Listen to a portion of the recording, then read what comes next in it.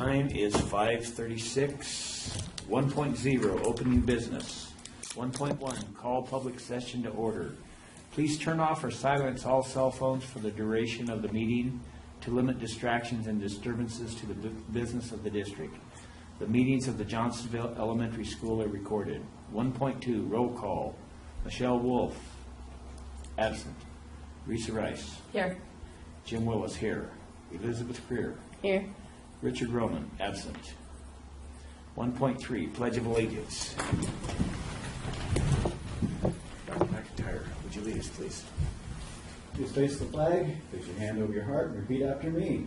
I pledge allegiance to the flag of the United States of America and to the republic for which it stands, one nation, under God, indivisible, with liberty and justice for all. Thank you. 1.4, adopt agenda. Do we have a motion? I move to adopt the agenda. Second. All in favor? Aye. Aye. 2.0, general. 2.1, board study session topic, budget review and priorities. This is a discussion item. While the board will provide staff with direction, no formal action will be requested from the board.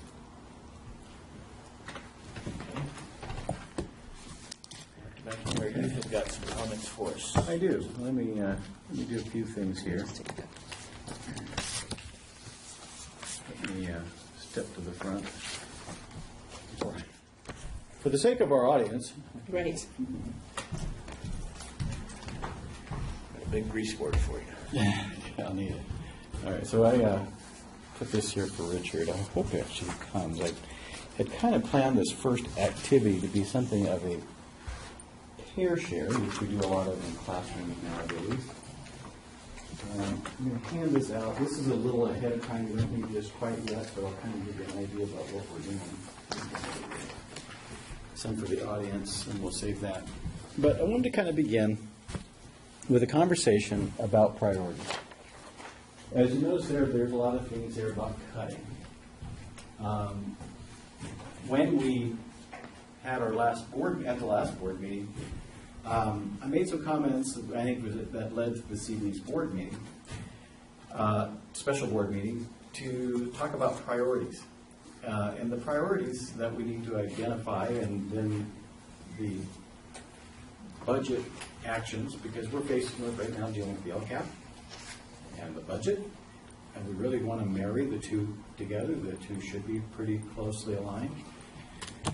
The district budget doesn't cover everything in the LCAP, but everything in the LCAP is certainly in the budget. And what we really need to be able to do is say,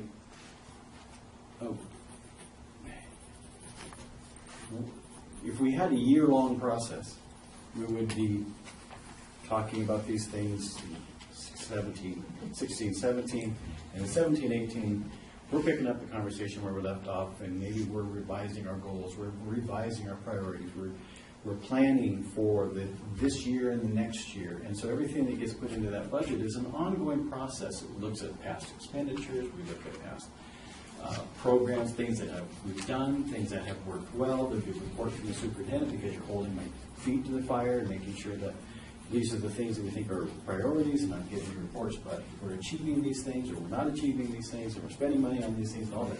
That's an ongoing process in a public school that begins in the budgeting. It really is driven by the budget and now by the LCAP. But we're in April, very near May, and we're still putting together the budget, and we're looking at the LCAP. And I think, in my own personal opinion, I think everybody on our who's been a part of our LCAP process really want to put together a document that says it drives our instruction in a meaningful way. But we're finding there are holes in how we're doing things. There are things that we, from an education, and if our teacher friends were here this evening, they'd be telling us the same thing. They would, I think their heads would be nodding in unison, that in agreement, that we're doing a lot of really good things. We got a lot of really good things in place, but there's some need for homogeneity. There's some need to be able to pull that together into a cohesive message so that we're being more effective in terms of our instruction with in reading and language arts, so that, you know, I made the comment the other day, and I think there's a fair amount of data to support it, that we should really be targeting our kinder, first, and second grade students, so that by the time they're achieving, they're getting to third grade, they're on target. We had an SST, a student success team meeting this afternoon, and for a second grade student, and the issue keeps coming to the same, is that we've got, you know, we had a long conversation before the meeting about, are we able to target any more resources of these students, because they're coming to us with language deficits, vocabulary, the numbers of books and the words and the things they read when they come are not, it's not equal. And we've got to make up ground for those students that don't have those resources. And if we can't say to the families, you need to do all these things in kinder, or maybe whether from birth on, you know, we don't have a lot of control over that. But our goal needs to be the same for all kids, so we need to target resources there, more intervention resources. We also need to be working on our teaching program so that we have a real targeted sense of what we're going to accomplish each year. What does instruction look like at Johnstonville School? You know, when you're teaching in a classroom, what behaviors are acceptable? What does teaching reading look like? And is there consistency and congruence across that? And out of that came this recognition of the need for a coach. Or a coach or a mentor who kind of drives that, but also is a data person and works on that. I think it's been something that's been in the LCAC before, but we haven't been able to fund it. But in my view, it's an incredibly important piece of that budget. But we don't have any flexibility right now, right? Because we're really looking at a budget that, you know, we talked the other day, just yesterday, Andy and I were talking about the idea that we've got to put some blacktop out front. It needs to be sealed. This seems like a far long ways away from the classroom, but if you don't seal your parking lot, eventually you're going to gravel out there, and you're going to have to repave the whole thing. So you have to take care of it. Well, we don't have, that comes out of deferred maintenance. But we're not even making a contribution to deferred maintenance. That's got to go into the budget, because deferred maintenance, if it just goes down, down, down, eventually you don't have anything to, you know, so you have to budget for that. But they all come out of the same pot of money, and everything is competing for those dollars. So my conversation last time we met is I wanted to see if I could work with you to identify this, you know, the things that would almost have the neon light flash. These are our priorities. These are the things that we absolutely will not rest until we've achieved these things. You know, maybe it's safety. Man, I can't speak for you, but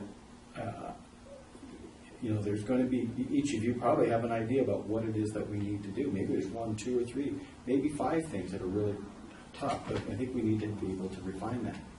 So I looked over at our, and I put it over here because it was back behind you, but the mission statement says, the Johnstonville Elementary School District, in partnership with parents and community, will ensure that all students are competent in basic skill areas, demonstrate continuous achievement toward educational excellence, and reach their highest potential as productive, responsible citizens. So that's a mission statement. And I know, in talking with Risa, you know, it's very realistic observation that you didn't put that together. It's not really, maybe your mission statement. We don't have time to visit that today, but it's what it is now. It is our mission statement. But in there are threads of what appeared to be important to the group of people who put that mission statement together, and still are going to guide us in some sense, but it doesn't give me the clarity I would need in putting together a budget. You know, because I could say that, you know, continuous achievement toward educational excellence. Well, maybe out of that comes a strong sense that our students need to, as a real priority, need to have a well-rounded instruction, because I think that was in there somewhere, kind of a sense of well-roundedness. But our students need to be more exposed to to science or teaching, or have more field trips to experience a broader breadth of things, or a broader sense of culture, or whatever. Those things could be in there, but it doesn't tell me exactly what you want, because in June I'm gone, but the next person comes needs to start out knowing that. So what are those priorities? So I thought tonight we would start with priorities. I was, in fact, if I talk long enough, maybe Michelle will get here, but my initial goal was we're going to do some pair work. We're going to pair share. But I wanted to kind of work, and maybe we'll just do this with the three, because that's who we have now. But I'd like to see if you working together in a group could discuss among yourselves, because it would be a little bit less artificial than me driving that conversation with you sitting there and saying things. I think you need to have an opportunity to just sit down and talk about what you think are real priorities. And I assume, student achievement, safety, a well-maintained campus. There's all kinds of things. Health of our students. You could list all kinds of things that could be your priorities. But out of that, what I would like to be able to do is then drive that into a statement of maybe one or two. At the top, we could have a list of 5, but what I need to know is what are your highest priority for Johnstonville Elementary School District? What must we accomplish or achieve? And what do we or what should we do that is most essential? So without knowing that, putting together the LCAP is sort of, we're just we're kind of repeating what we've done, but we don't have that clear message from you about what you think should be done. So is it starting to make sense about what I'd like to be able to do this evening? Because from there, on this document in front of you, there's a number of cuts that we could make. We went through, Andy did, over spring break, was able to sit down and really go through the budget. There's probably line after line after line of things. It would be very tedious for us to sit here and do all of those. What are the largest discretionary things in the budget that we could potentially eliminate and or curtail or cut back or reduce or manage in some different way? And Andy put those into this sheet. It's fairly simple. When it got to personnel and cuts, my thinking was it would be pretty uncomfortable, particularly if we had our CSEA, our classified and certificated friends here who might see their friends' jobs and not like that. So I asked Andy to kind of lump any cuts that we could make into just one general area that would come from administration to the board in a separate action, that wouldn't have to you'd have to ultimately approve those, but you wouldn't necessarily have to sit here and talk about people's jobs this evening. So I kind of wanted to spare you that. But then looking at these items that are in here, then through the lens of those priorities, what's on there that we might not need to have based on those priorities, so that when we put this budget together for next year and we're finishing up the LCAP, we can put in the educational things that we need to attain if it's educational priority, if that's the educational achievement is the priority. Then we'll have some flexibility in dollars to achieve those things. So that's the overview of what I'd like to accomplish tonight. And I hope that's consistent with what the board was expecting to do tonight. Does that seem? I had no idea what it was going to look like, to be perfectly honest with you. Okay. I wasn't sure. This is the first one we've done. So. Okay. So what I'd like to do is, if you wouldn't mind, with your tablets and notebooks, and we can keep ourselves busy over here since there's nobody else around, would you mind talking among yourselves to see if you could identify what are your highest priorities? Now, had we a full group, I would have probably had 2 pairs, probably 3 and 2 or something like that, work together. We'd list those things up here, see if we have agreement among the groups, and then start to rank order those things. My recommendation, since there's just 3 of you, we're going to have one group, is maybe brainstorm what you think are the biggest priorities, the things that are the most important for things that Johnstonville School District needs to accomplish. And then after that, rank order them and see if you can come to agreement among yourselves. Because it wouldn't be a process. I mean, since there's 3 of you, you can kind of sort through that yourselves. And if we have any difference, then we need to kind of put it up on the board and kind of work through that. So could you kind of work together and kind of see if you can identify what you think? Maybe the best thing to do is brainstorm 3 or 5 things that our school needs to do, and then list those. And those are kind of broad topics. I mean, it's not like, buy new furniture. I mean, it's not really a priority. I mean, that's kind of an outcome. But if have clean and well-maintained schools is a priority, then that would be one of the broad areas. Oh, good. So I'll keep talking until she gets it. Maybe that way, when Michelle gets here, then we can split into 2 groups of 2. If that would be fine. Hi, Michelle. You were able to get here. I was. That works. So I had just finished explaining. Sorry. No, I'll take the express version, right? I'm trying to think of, since right now, would it be fair to just, Jim and Elizabeth work and Risa and Michelle to work in a group? But what we're trying to talk about now, answering these questions, with this is kind of the overarching global, what are the highest priorities for our district? And then, kind of looking at through the lens of what must we accomplish or achieve, and what should we do or should we do that is most essential. So the most important things about our school district. These are broad areas: maintenance, student learning, safety, things of that nature. And then list those in any priorities, any things. It could be 10 things, but maybe at least 3 to 5 things you can think of, and then rank order those. And we'll see if we can find agreement about what is the top priority for our school district. And I'll send you to work.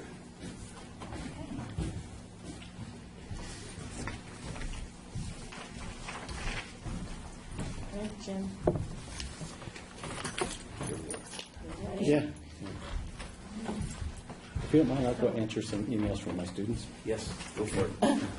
Let's go relax. It's the end of the semester, and I'm hearing a lot from them.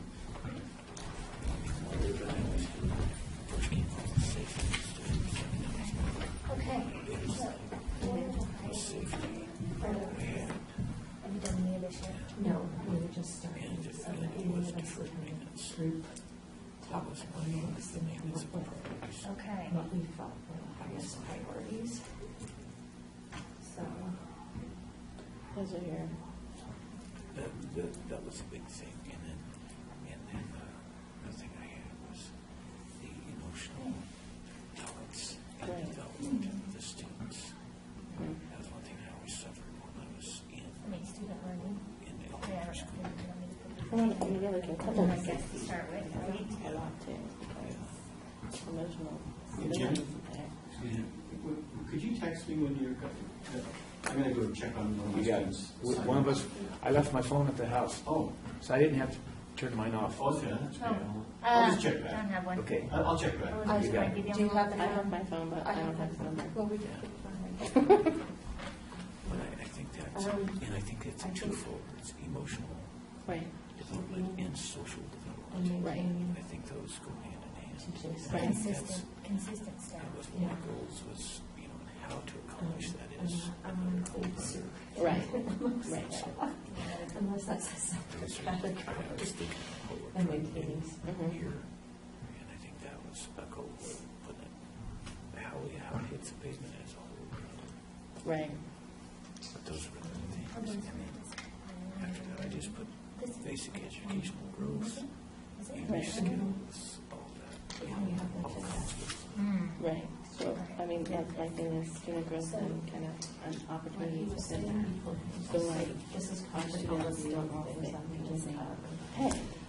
And so we have to have a system where we reach out to all the students, like have achievement in all the levels. And some of that, and that's why, I mean, you went into that dinner where we talked about how much I'm using program sessions. Okay. So to kids, right, and that's the social positions is that physical education. Those two things are really important that we have. So that's what my partner passion is, right? that my kids aren't in music programs. Like, they're exactly what I'm here, but that's not my kids' niche, and I'm not here for my kids. I'm here for all of us. And I want to know what that impact is to my kids. You know what I mean? So mine is that student growth, opportunities, you know, these kids, you know, our field trips and so on, these kids don't get off this mountain, you know, culturally, how diverse are we? And we're looking at a lot of people in the county who are very single-sided, like what opportunities are we, you know, bringing into that. So that's, to me, that's a big thing, you know, to make your educational experience more than just reading, writing, and arithmetic, right? Like it's education. I don't know if they don't have enough confidence in the board or and then they're, I, too, you know, being a social worker, I'm really emotional social it was is not a faculty member. really important. But I think it really, for me, connects with safety because you can't be safe if you're emotional. Like physical needs aren't met. Like, so to me, that's I can group those together. Maintenance to me, like, yeah, I want something to be proud of, but I think that we can work on that. And I feel like that's an area that you can play with a little bit more, just because, you know, maybe that is a piece of the discipline is that these kids feel comfortable, help out with maintenance stuff. Or is there a trades? Could be with older kids do a trades group where those kids know how to paint, to do molding or some sort of basic carpentry that covers that kind of stuff that a janitor might have to do, right? We might not expect them to be colors, but we want to give our kids, you know, just a bit of trade skill stuff, which could be, you know, part of an opportunity. Like you could take that educational opportunity and meet some of our needs because without kids who are interested in culinary arts or that kind of stuff, like could we work them and develop an cafeteria program and free up certain areas. The same thing with the trades with, you know, people who are mechanical to be able to teach a trade or, you know, stuff like that. So that's where I feel like we could really think outside the box. You know? Right, so that's my other piece of it. How much can we tweak and not be, you know, what I mean? So, that's just Surgeons coming from. it's, in this day and age, you have to be able to, you have to be able to, and I think that if you sat down with staff and said, here's where you're at, cut wise, but here's like the revolution of video.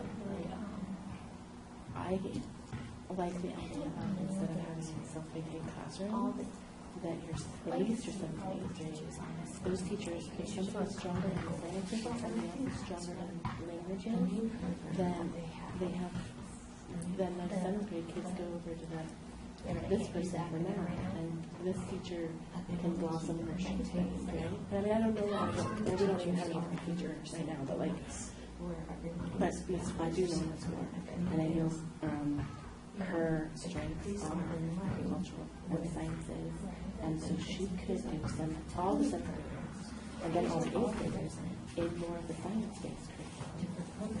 And then they could rotate teachers, and then they get kind of a snippet of what it's like to change classes, too. You know, when Mom was teaching years ago, they team taught with Mom was, you know, the science, science social studies teacher, and then another teacher was a math teacher, another teacher was a teacher, you know, and it's 6, 7, 8, you know, so they kind of got that. And so I think it's coming back to the strength and talking about out of the boxes. And with that, I think, you know, there's somebody, you know, and Sean's not a qualification, you know, but could he do a trade skill class, or could we, you know what I mean, could he, obviously his career background, there's some, you know, he worked in president with kids forever, so it's not credential, but where could we leverage him to have a group of boys who help with things? general, stuff that would be safe for them to do, that gives them some skill set. And then work group was more trouble because he has to come in and do it anyway. She said, well, that's something that That would be neat if they would let us do that. So I guess ultimately we come back to, I think that speaks to student growth and opportunities, and then social emotional safety. Yeah, if you get credit for time spent with them doing that, and would go against time spent on campus. Yeah. Like, so if you're, my husband, correctional deputy in jail, it was inmates that work, and they do stuff, first of all, you don't have to do that unless you've proven you have reason enough behavior. So if you're looking at a kid who made a poor choice, but isn't a kid who's constantly in trouble and really unsafe, then you go to that kid and go, okay, Bobby, you have an opportunity to work with Sean. And, you would have, this crime is worth, one day after school. Well, if you work with Sean, on work session, come out early half an hour every day this week, and help him, whatever, pick up trash, then you work off that. And it's not any kind of mark on the director, because that's the other piece of it too, but then you have Johnny who, is really a problem, and wouldn't be safe to do that, or wouldn't be trustworthy enough to do that. Then Johnny is a trade mark. It's actually and I think that helps with some of maybe some areas, and then also the talk to the teachers things that we have, like potentially, cases that we had an inside experience like that, or if you really don't, would you know across the board that she had hiring someone to take all those things and do the choice and you know what I mean? I mean, there are certain things that nobody can do. Want more money? Nobody is, nobody is, and somebody's got to, we're not going to give up an organization, but does, and I think it's because we're using so many different, so the data's all set. And it was supposed to take us as long as, the kids, like, what days they back on, what I was assessing houses, and really throw off the school back 3 floors, you know what I mean? Like, that was the thing. And so that means we revisited or whatever, right, and all these different things, it's like the ones that, where, and when you get onto that one page, you see exactly where the kids, that means you get what you do, and if I can't say after school, you have to. That's how it was presented to us. Well, but the other duties, something, right? But I'm even creating a club for students. So that's one of those things. Yes, we have to have students do them. Like, from their days, do they go to either the retreat and how that or prepping, one day, whatever they could do. Go to some other, By teachers, they would be the ones running that. right. But I mean, I know one of the discussions that, so one of the things that Andy can express is the teacher's name, so we don't have as many meals out there, we don't have much time. Yeah, but somebody said that to shut down for the school, I'll check it as it is, because my husband's school, and this is the part where you got to be hours early, you offer some extra, snack or something, that doesn't support that, do it on the credit. We need to get rid of it. Right. Isn't supporting that? We need to get together and try. I agree. It's not just You're the little hyper-focusing, and so that, it is creepy. And that was the thing, if you wanted to do it. Right, and I think that was the original idea behind it. So I think that's the outside the box thing we needed, and where can we chip into? Like, I think if you take it at more of a family approach, right? It doesn't become your job teaching, right? Your job to do that. But it's how do we, as a team, work together to make sure that campus is how we want our campus. And that means, because then you get buy-in from the students too, to say, they want to students. It's always, I put student well-being, unless it's going to be super great.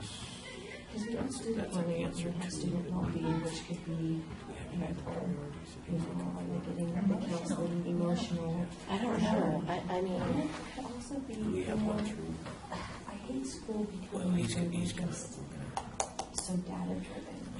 Right. Being 100% data-driven. this was a big, How do you have the balance between the data-driven school where emotional hard focuses are This, really this right here. where Safety. doing this, kids, but eliminating maybe the music program, or maybe, okay, so we do eliminate the music program, how do we bring that in so they're still not balanced, you know, with assemblies or with something else? Right, Because but- some areas that were so Right. data-driven that the kids don't understand. culturally diverse.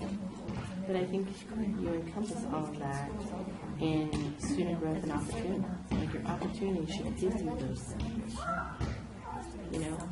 And I loved the music program.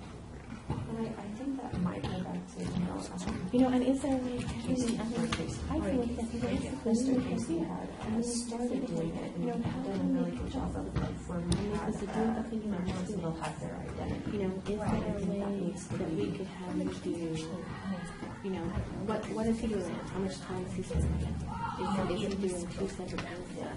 You know, sixth grade group and eighth grade group? I don't know how it's, what that breakdown is. But can you combine it to one group?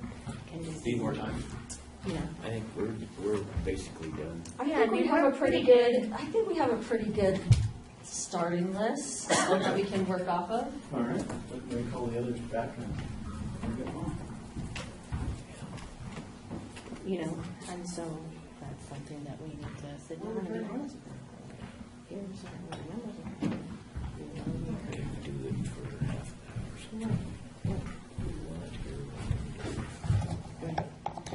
Or can, you know, can we, would it be English that we, or would it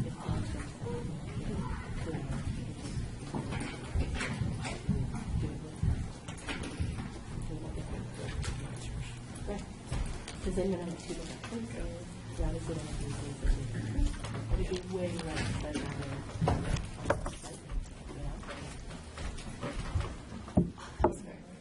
We'll let the 18 start. Okay, they got the big list. No, I don't know about that. So, there's student learning. And some of these kind of link or tie back in, you know, when you're brainstorming. Student well-being.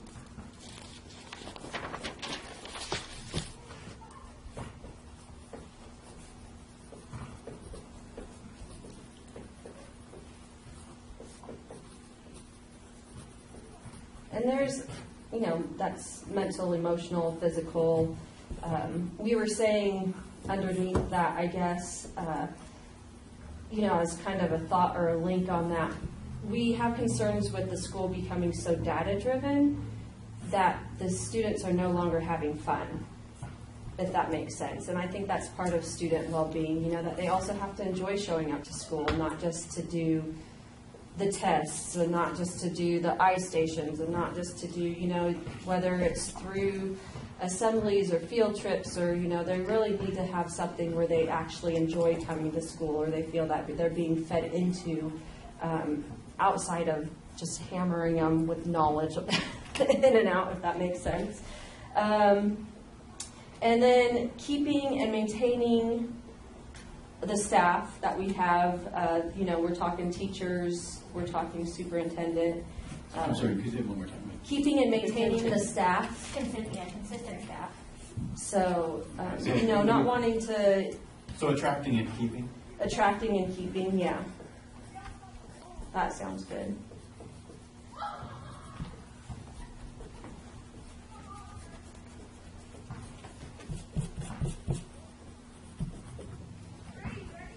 So, and Qualified then, staff? Is that what you said? yeah, I just, attracting and keeping staff is fine. Okay. Not Qualified staff would be great too. I mean, I don't want any bums. All right, so I'll put that down. That's on the recording. I think that's, you know, without saying, but yeah, I guess we have to say it because been there. Well, I mean, the Retention, reason staff that retention. is that we could fill a class and have a teacher. Yeah, no, But absolutely. He We've or done- she might not have a We have that. credential, you know, and so, you know, we have. Well, and I'm okay training our own, you know, because I know how the credentialing process and stuff works, and kind of feeding our own if that was a possibility. If the benefits of that outweighed them, you know, not coming in, Mhm. you know, still needing to button a few things up. I'm okay with that, if they're the right person. Cool. All right. And then the last thing that we were kind of talking about, that we need all of the teachers, and this is ambiguous, you'll have to kind of figure it out, just stay with us, to have, to be cohesive in their teaching styles and methods. So I know right now SFA is the big one, right?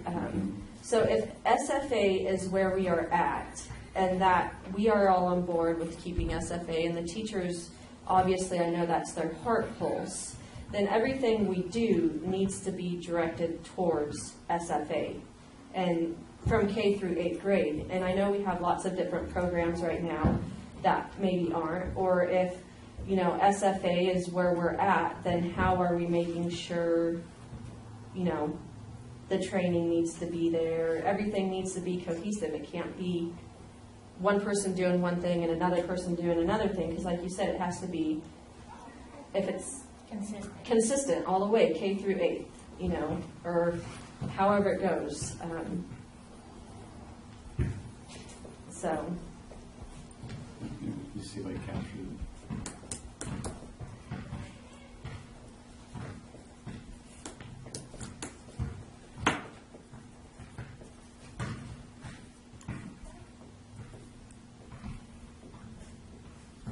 Is that close? Perfect.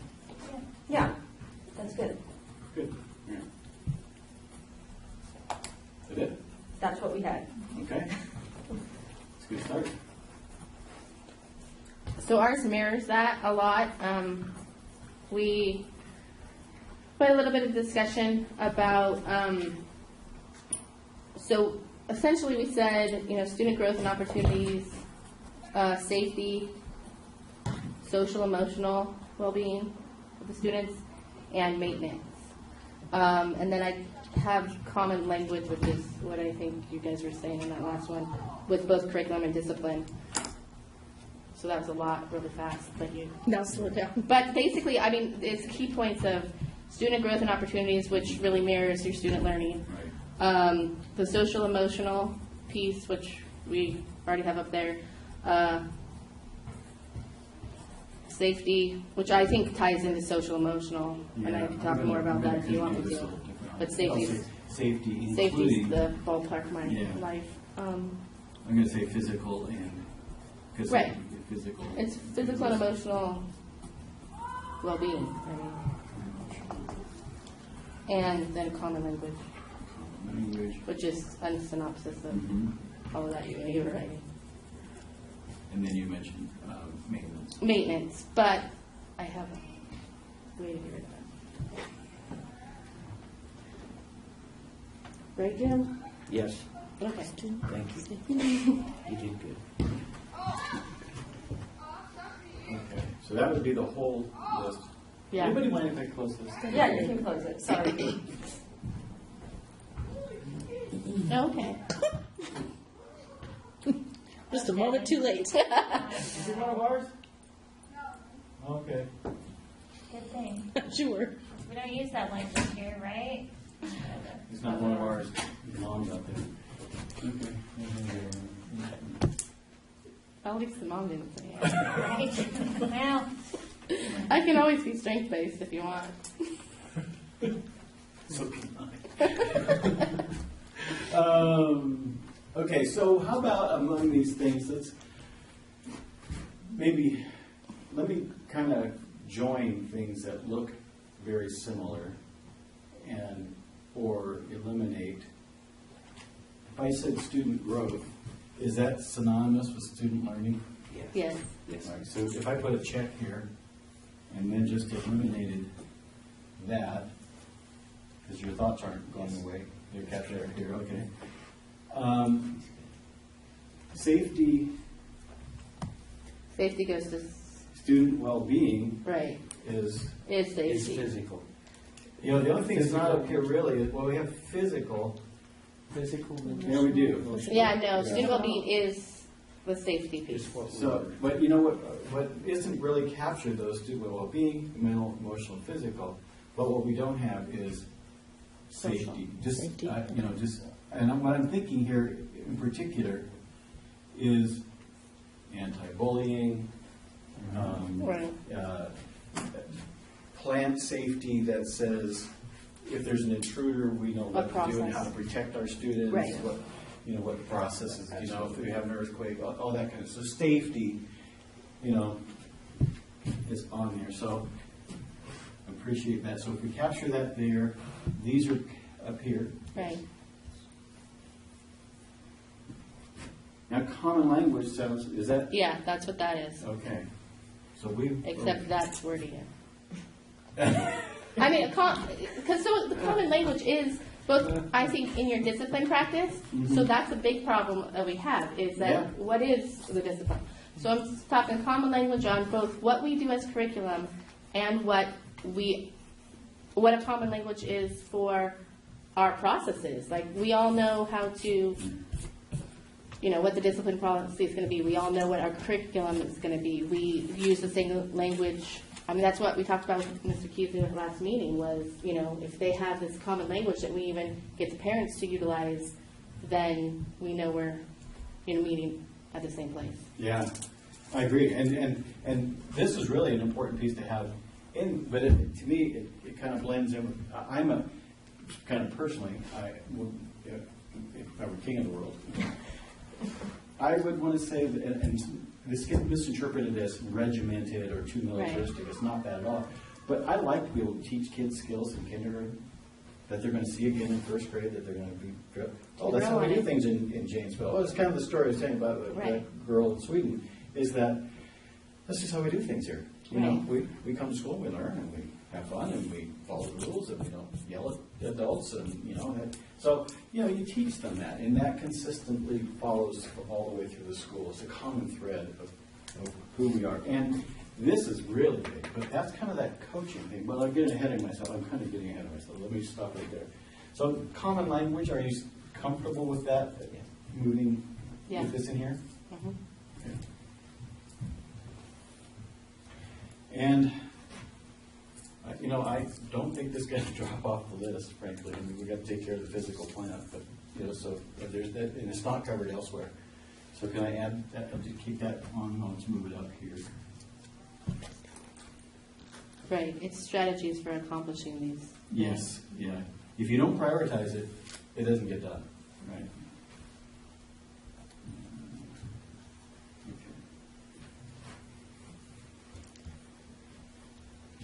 Okay. Now, there's different ways we could go, but probably what we should do is we should rank order them. We should say what belongs where.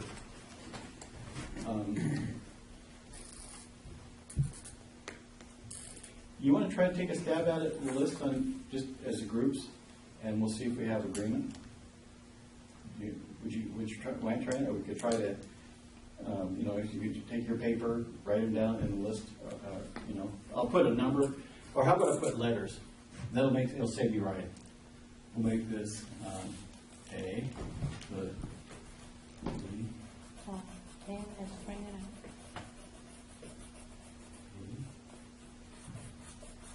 That goes in here. We've got 5, right? Okay. So maybe you can rank order the letters As pairs or individually? individually. As pairs, if you wouldn't mind. Okay. You know, work in pairs again. Or you could do it individually. It's up to you. How would you like to do it?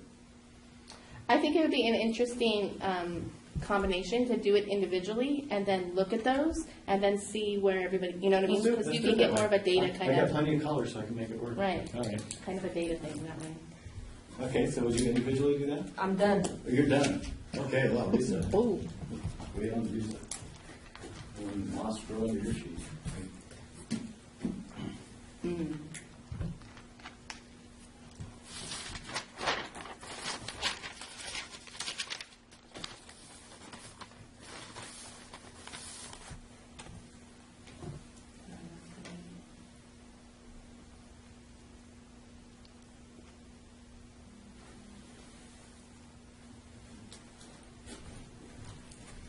it's easier. to Okay, take it. I'm done.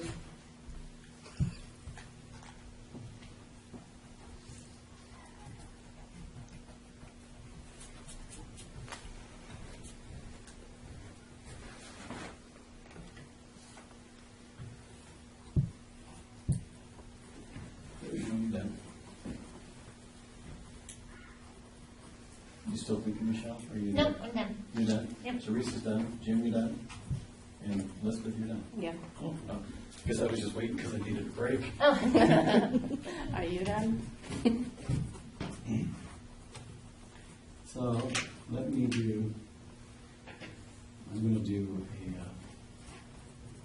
I'll put a pound sign for number, well, let me see, what's the easiest way to do this?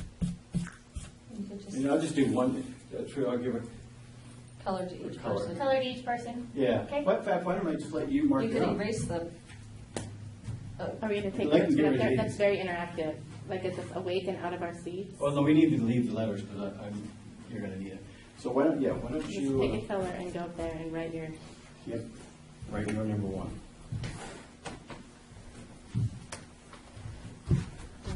You get purple. Right, Or you can trade colors. right, if my you want. number one. Yeah, just write number Yeah. one. Just. Just one. Just our one? Just let the. No, rank them. No, All rank, of them. please, just rank order them for you.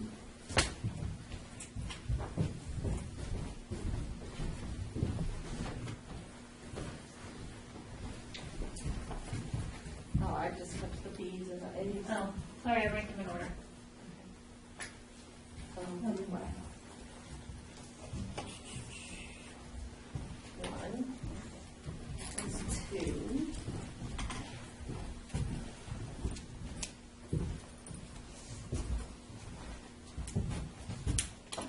So good, I can't see. I think that's where I was at.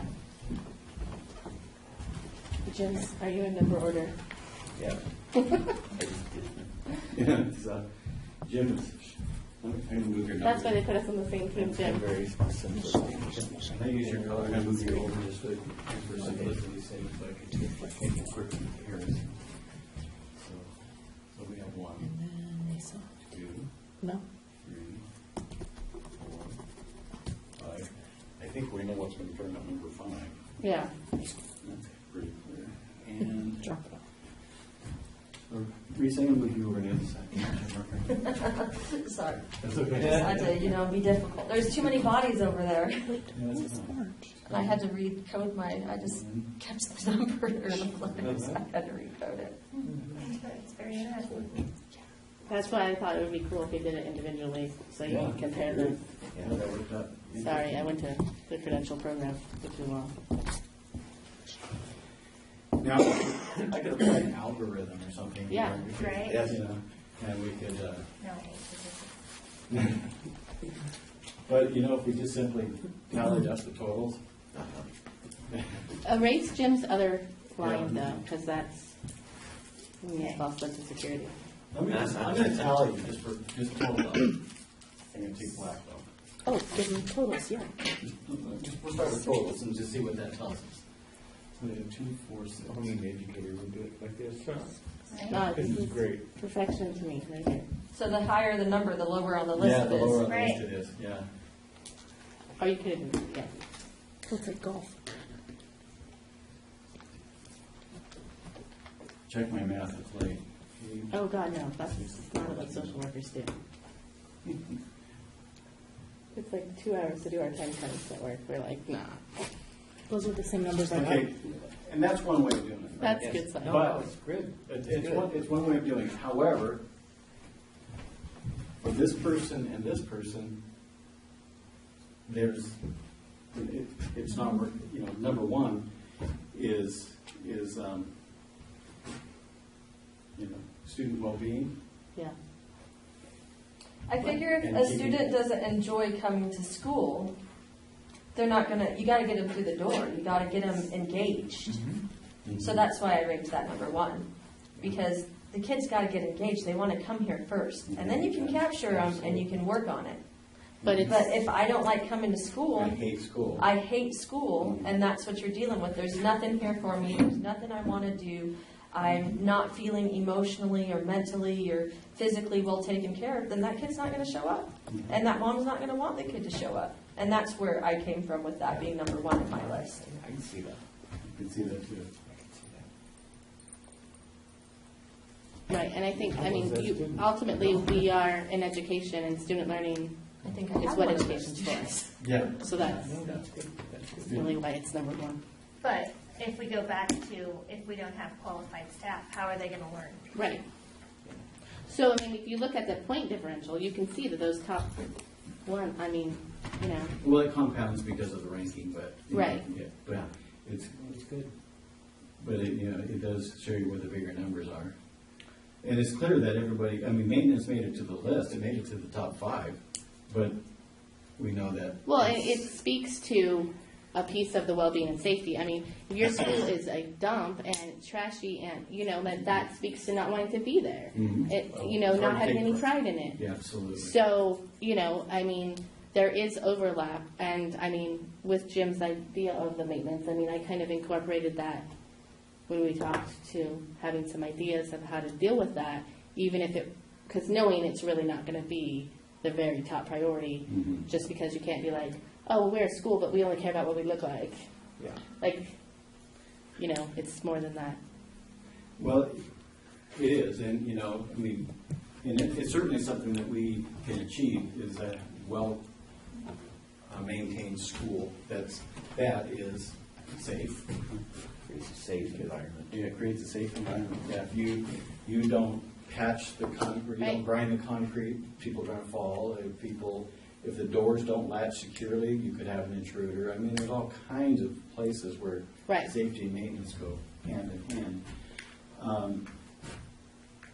But just as well, I think you could, and you can also be looking through all these things and say, well, we're looking through the question of what must we accomplish or achieve, you know. Must be an Yeah. education. Let me ask the question about Risa's ranking, and I will see if I can challenge you a bit. Is this an accomplishment, or is it a strategy to accomplish that? I mean, I think it flows both ways. You know, it really does. It's a two-way valve. You know, I think if the kid's here and enjoying learning, then that will help with their well-being. But I just, you know, having a child that does struggle with learning, there has to be something more to school for him. Otherwise, could teach him at home, you know, and that's where charter schools and stuff start becoming a big play, I think. There has to be something more to this brick and mortar than just learning, because we're taking care of the whole being, you know. Although their brain is, you know, and the learning is what we truly want to accomplish, I feel like without the one being taken care of, you can't do the other one. And that's just my own point of view, but absolutely. It's called Johnstonville School. You look at what a school does. We're educators. They need to be learning. And so the one could easily be flip-flopped. You know, I could probably do inverse them if needed to be. Well, yeah, I mean, so that would have been my next question. It would have been, if this remained number one, but this were number two, Right. would that be a deal breaker Right. for you? No, it wouldn't be a deal breaker to me. Let me ask Elizabeth, though, what does that do to you if that were number 3? What? Is this No, your Michelle. No, that's Oh, your orange. I'm sorry, Michelle. So your orange. What is that? If it was 3, yes. You would want this up.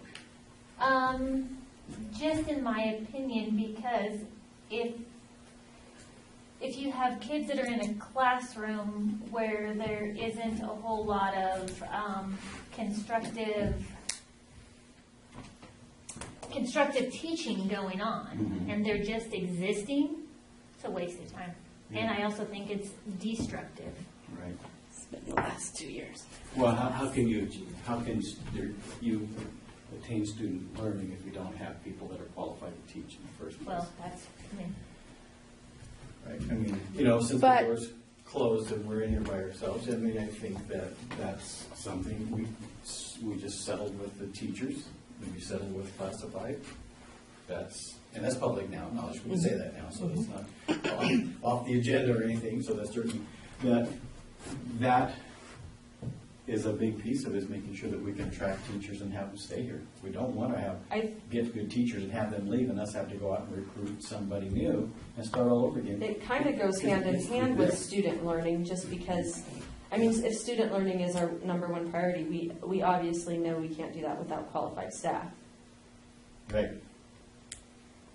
You know, Yeah. we can't do it. And I think there's two ways to look at that question, because we have a great core qualified staff that we're wanting to keep and maintain here. And then it's lacking on either end. So you're either looking at it from the rotation that we have going over, or the core that we've maintained, you know, on where that falls in the scale, I believe.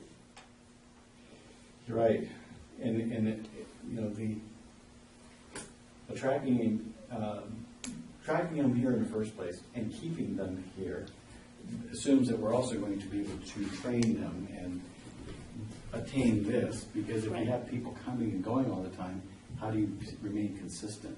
How do you get, you know, you're going to bring somebody in, and if you don't have any way of making sure that this is who we are and this is how what we think is important, then you have to train that person, start all over again.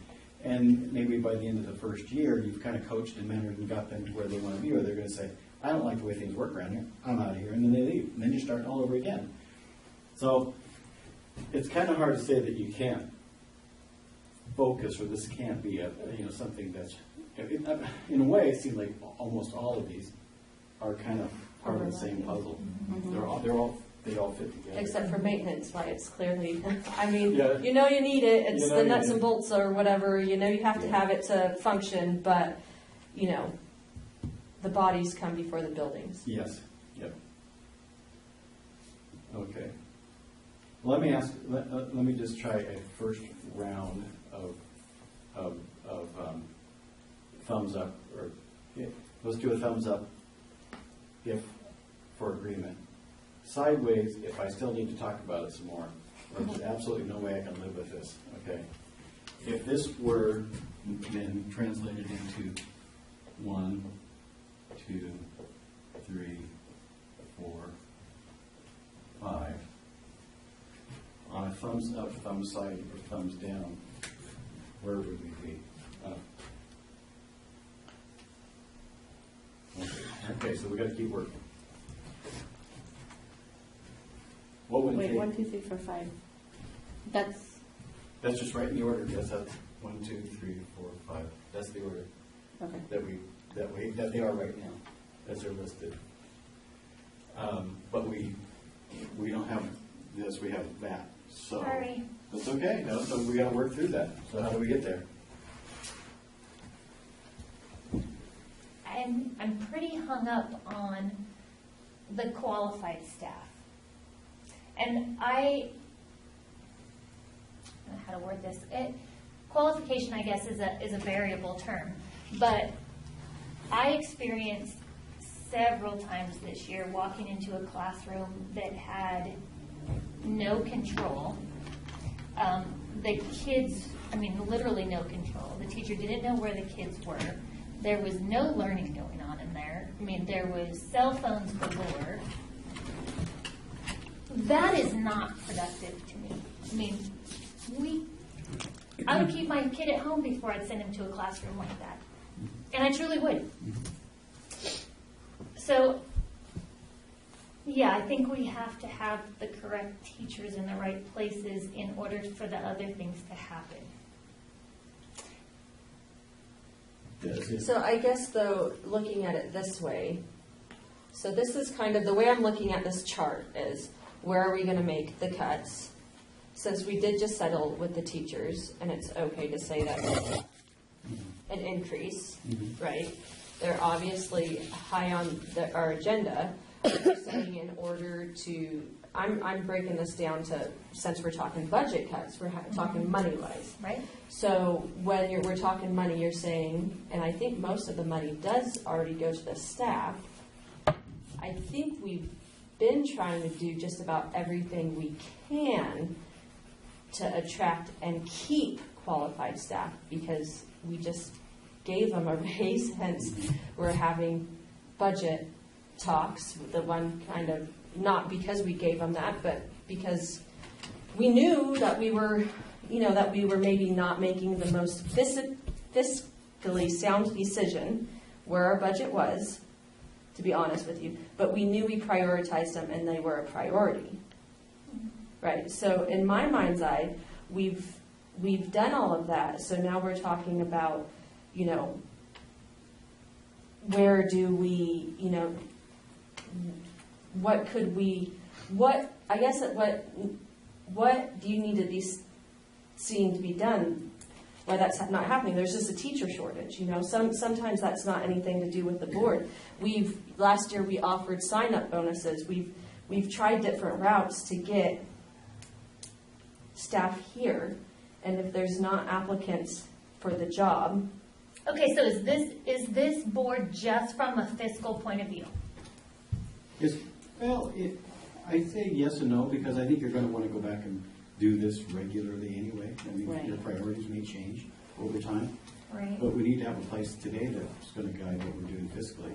Oh, and let me mention one other thing, though. I think if you can look at it through the lens of means and ends, I see two ends up there. Here's how I see it. Student learning is an end. That's what We have to we're accomplish. seeking. Right. These are means. They're all a part of that. I mean, they're quite good goals in and of themselves, but without student well-being, you're not going to have student learning. Right. Without attracting and keeping qualified teachers, you're not going to have Right, student exactly. learning. And consistency of the program, you're not going to have student learning. Maintenance is an end all by itself, but you can view these as ends, but in a way, all of these are feeding up to that. I just want to Right. point that out. As I see it, this seems like two kind of. The middle is endpoints. how we get to the ends. That's what it looks like to me. Yeah. That's how I read it. And we obviously have our students as our top priority, Mhm. and the maintenance would be the other piece of it. I mean, the nuts and bolts of it are the kids and the facilities. Mhm. See, it goes back to the goals of the board. The board basically says, let there be light. And pardon the references, you guys all know that I go to church. Okay, but the board says, let there be light. It's up to the superintendent Yeah. to bring back to us, says, what do you want? Do you want incandescent? Do you want fluorescent? And we say, well, we want fluorescent. Then he comes back to us and he says, okay, do you want 50 watt? Do you want 100 watt? Do you want 20 watt? We say, okay, we want 20 watt. He comes back and he gives us the different formulas. All we ask him, give us light. Let there be light. That's all we, as a board, technically have the authority to say in the school. In reality, that's all that we do. The challenge with the cell phones, challenge with unruly, in reality. Now, I'm not saying that Johnstonville School is not a small school. We've got 200 students. We have this. You folks are all parents. Okay? That is a reality. But in the true sense of the word, this board right here has only the responsibility that stops right there in front of that table. So in reality, all we have is the responsibility in this room. But you folks, not me, because I don't have a child in school. I've got a grandson that's trying to get in here. That lo and behold, if the teacher gets him, he's going to be, that teacher's going to have a lot of challenge. But we have to tell our teachers, this is what we want to do. We have got through that man. So what we want to do, we want to look at, okay, what's the best way to do it? So Well, my hang-up isn't on the I- cell phones, my hang-up is on the board being able to make a decision, a sound decision. For one, we have a superintendent to hire, Right. I mean, which is a pretty big deal. Mhm. And we're gonna have some input on what teachers come into our facility Well, and picking the right people. Not that's not necessarily. our role. But we aren't part of that. I mean, usually that's a recommendation of the superintendent and the staff. But we have no input on that? We You, accept them. you're ultimately you are ultimately the employer as a board. Right, of just the superintendent, right? Well, you hire the superintendent. I'm the one employee that you hire. Right, Right. right. So usually. Then I hire everybody else So it's to, good- or make recommendations. To make our goal happen. It's good to note that in like the teacher interviews, those teachers that have made it to our school, whether they were good or bad, were interviewed and chosen by superintendent and by the teachers that already worked here. Right. Right, but Correct. that we, as a board, elected the once- superintendent though, correct? Yes. Right. Yes. Correct. Okay, so that's, I'm just saying a means to an end. If we as a board have to be consistent on the type of superintendent that we hire, I mean, I would expect that to be a two-way street. They're gonna give us information, but we also Right. have to So provide whenever them with we've hired a information. teacher, though, we've gone off of the superintendent and the teacher's recommendation. So we can't, someone can interview really well. We've been in this boat so many times. They can interview really well. They look great on paper. They have all the credentials. They have all the qualifications. In, Dr. McIntyre's mind, he's picking the qualified staff. In our mind, he says he's qualified. Why should I not? I trust Dr. McIntyre. I trust his opinion. If he says, hey, the 8th grade teacher is qualified, out of, the 20 that we interviewed, this is the best of the bunch. As a board, I will go off of his opinion and I say, you're right, it's the best of the bunch.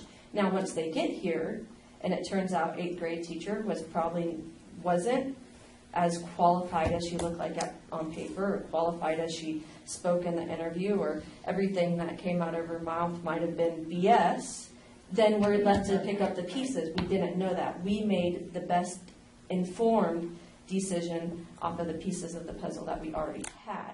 So that's why it's hard to say. That's absolutely, I think, a board policy. We always only ever try to get qualified staff. However, what that looks like in actuality and in practicality and functionality once they're here on Johnstonville School might not be what was presented to us in the interview process. Because I know each and every one of us, once some of these staff members we've been trying to fill, we would have been like, no, if we could have had a glimpse into the future, no way, not at all, not going to do it. We don't get that choice, so we have to go off of a superintendent's recommendation. And we know we have qualified teachers, Lisa Urquizu or Bree Buckler that interviewed them too, and they're like, oh yeah, they're good, we recommend you hire them. So we, in my mind's eye, attracting and keeping qualified staff is something that we've always tried to do. Whether it's worked out for us or not is a whole nother bag of worms, because we don't know what a person's going to be like until they're here actually trying to prove themselves. You know what I mean? We can't control that. And add to that, though, the layer that if we're competing in the local market for people in the local area, or bringing people to come to Lassen County to be a teacher, which is probably rare that somebody would move to Lassen County for a teaching position when there's positions all over the state.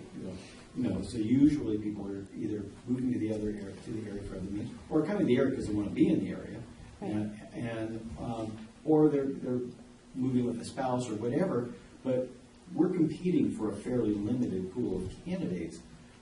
If we're going to be in competition with Susanville and Janesville, I don't want to be competing with the lowest salaries and the worst benefits, right? So we need, just by budgeting and saying we prioritize attracting, getting these people here in the first place, we won't get the most qualified candidate, chances are, if we got the lowest salaries here. So we need to be competitive, which we are, right? Which we just adjusted, which Right. I think goes to that it is a board's priority, you know.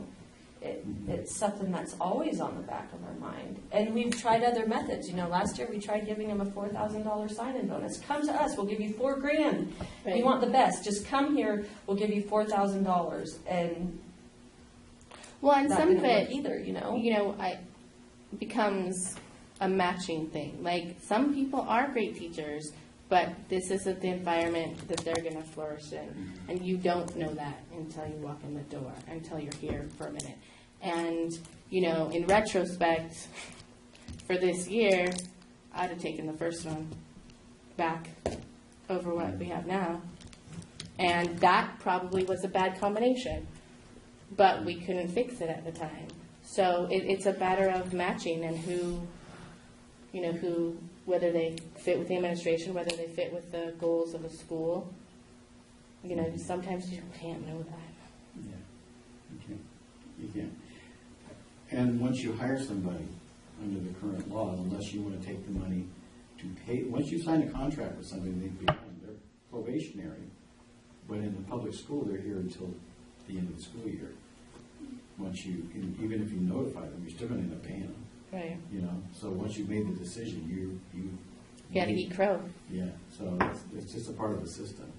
So what is, can you, maybe I'm getting ahead of myself. What is the purpose then of this activity?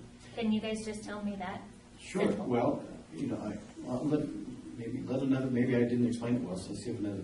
Or maybe I don't understand it, what the purpose of the activity is. We were trying to pick out what was the highest priorities for JES, for Johnstonville School, so that we can discuss where we're willing to trim the fat off the meat, where you know, student learning So is our it number one based priority. in that regard? Is that what you're saying?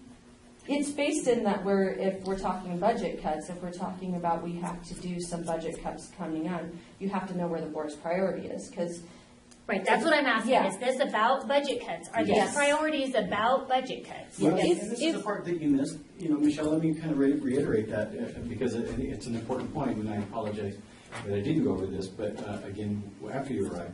But not only the cuts themselves, we're not saying, you know, we do need, if we're going to make adjustments, we need to know, well, what can go, Right.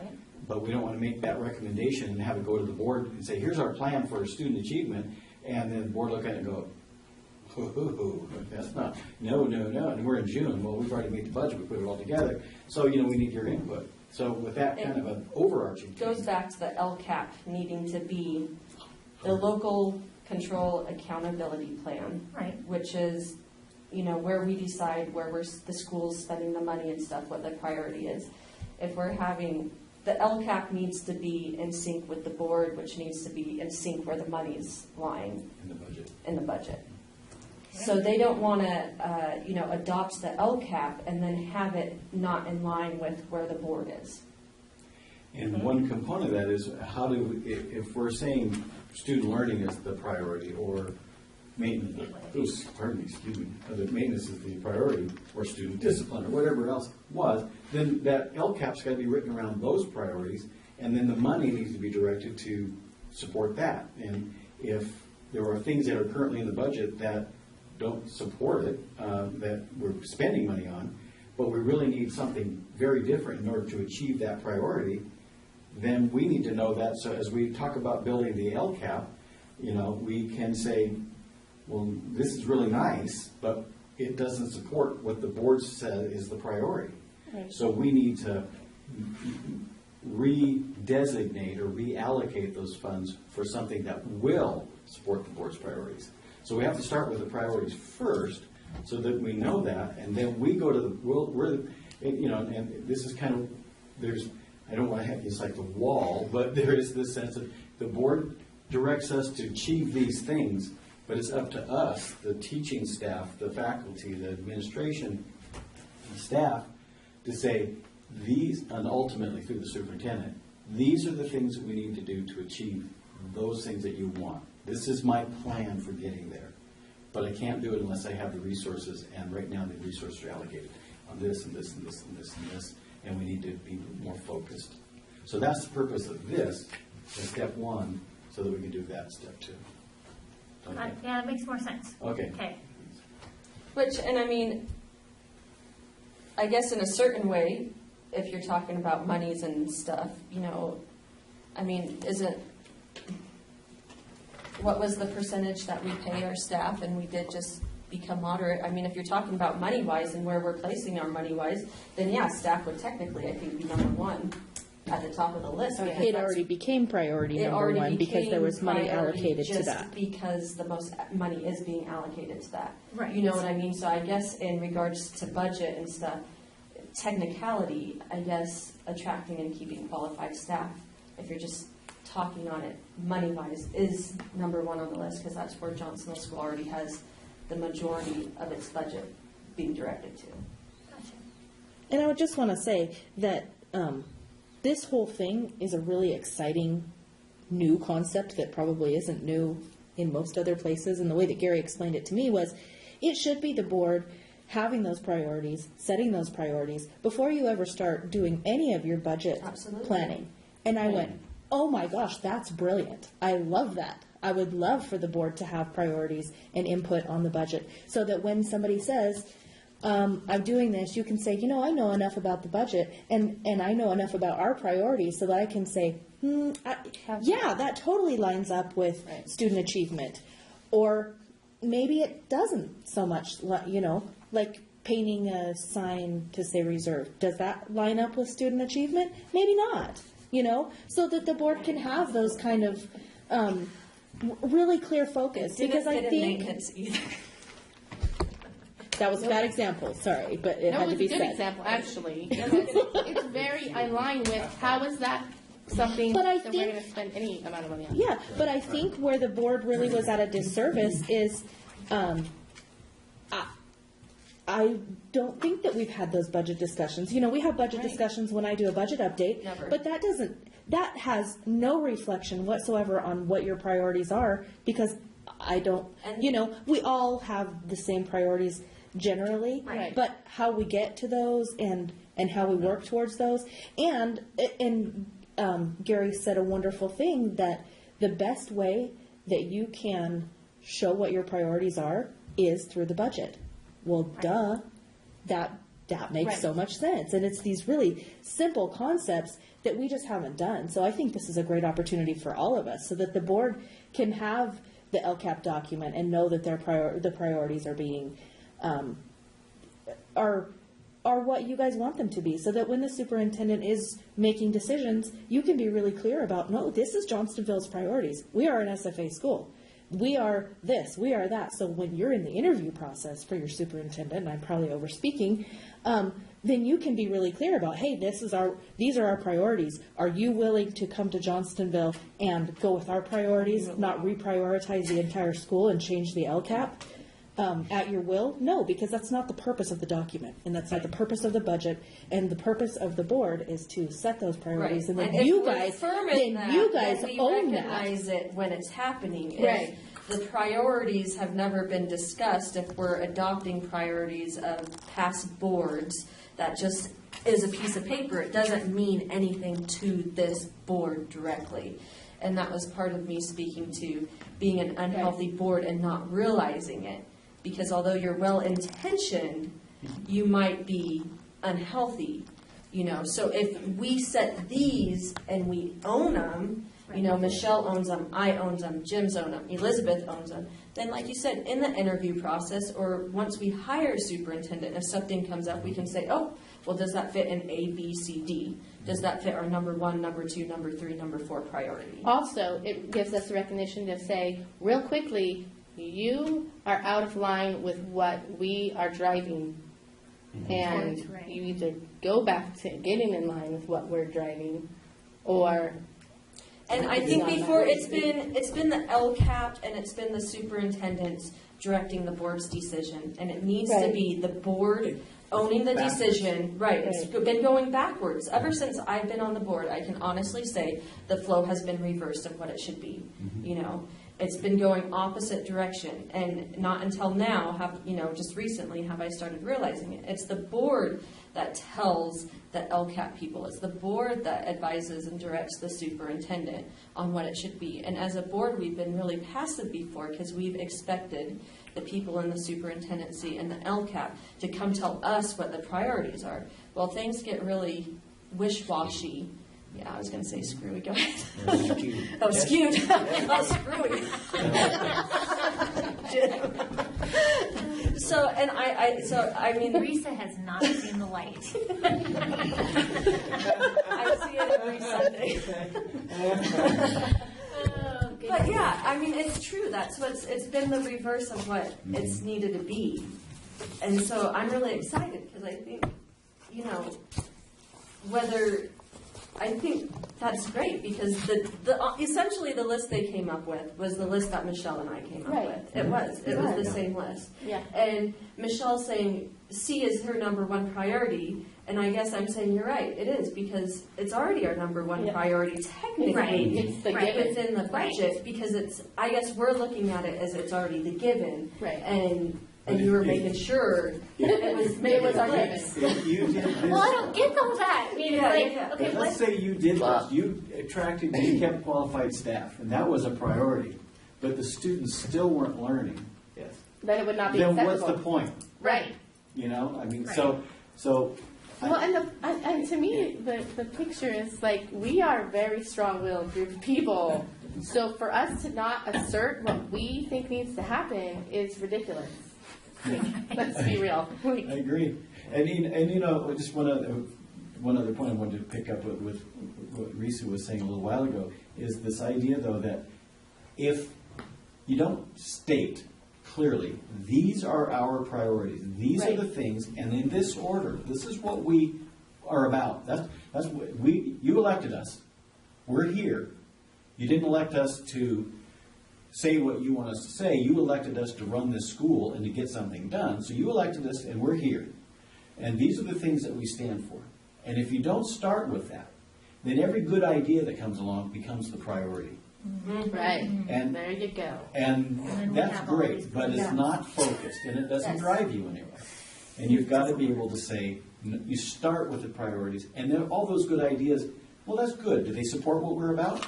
Yes or no? If no, well. Yeah, and now that we know, here's the thing, whether I'm on the board in a year or Michelle's on the board, or you take this policy and like you said, you have to revisit every year. Okay, new board member, here's what we came up with last year for our 4 priorities. Is this list coincides with what you think it is? Are you able to take ownership of this list? Because otherwise you have Which board speaks members the that do language, change by the way. in and out, and they're not going to be able to own it, so they don't know what they're supporting, Right.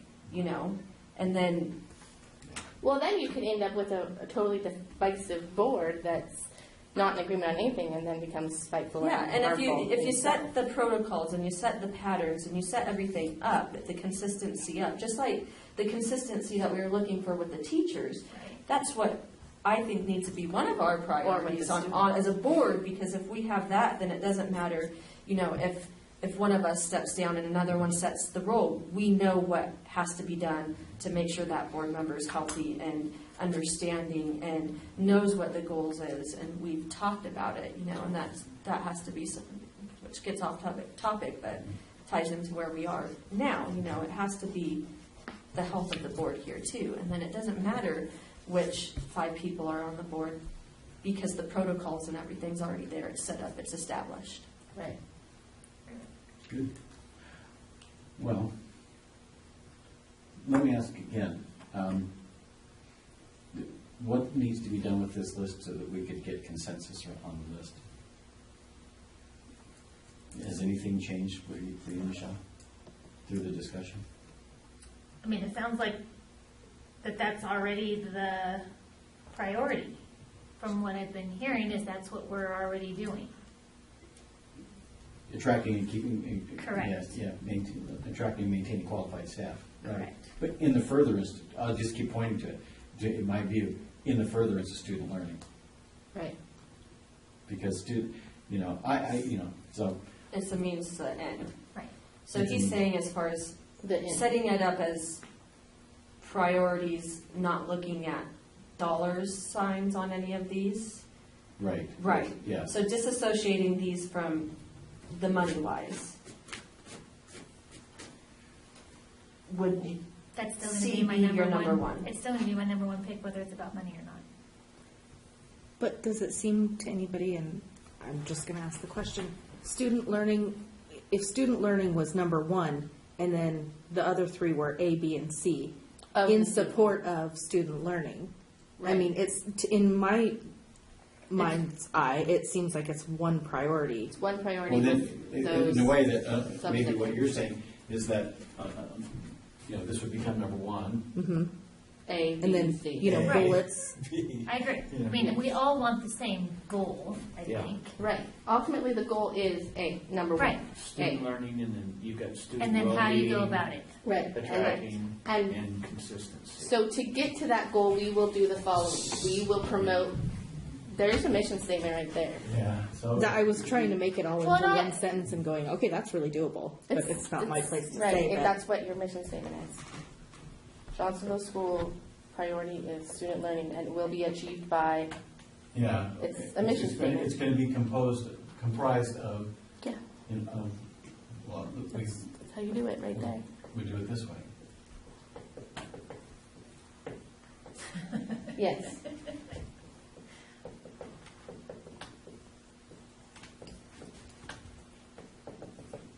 Right, Student well-being and all of its components. right.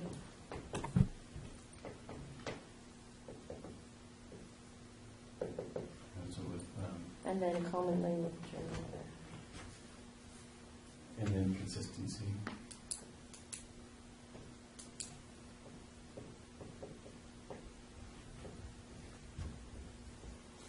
And agreement. And I'm not gonna write it all out, but just to see if the idea is.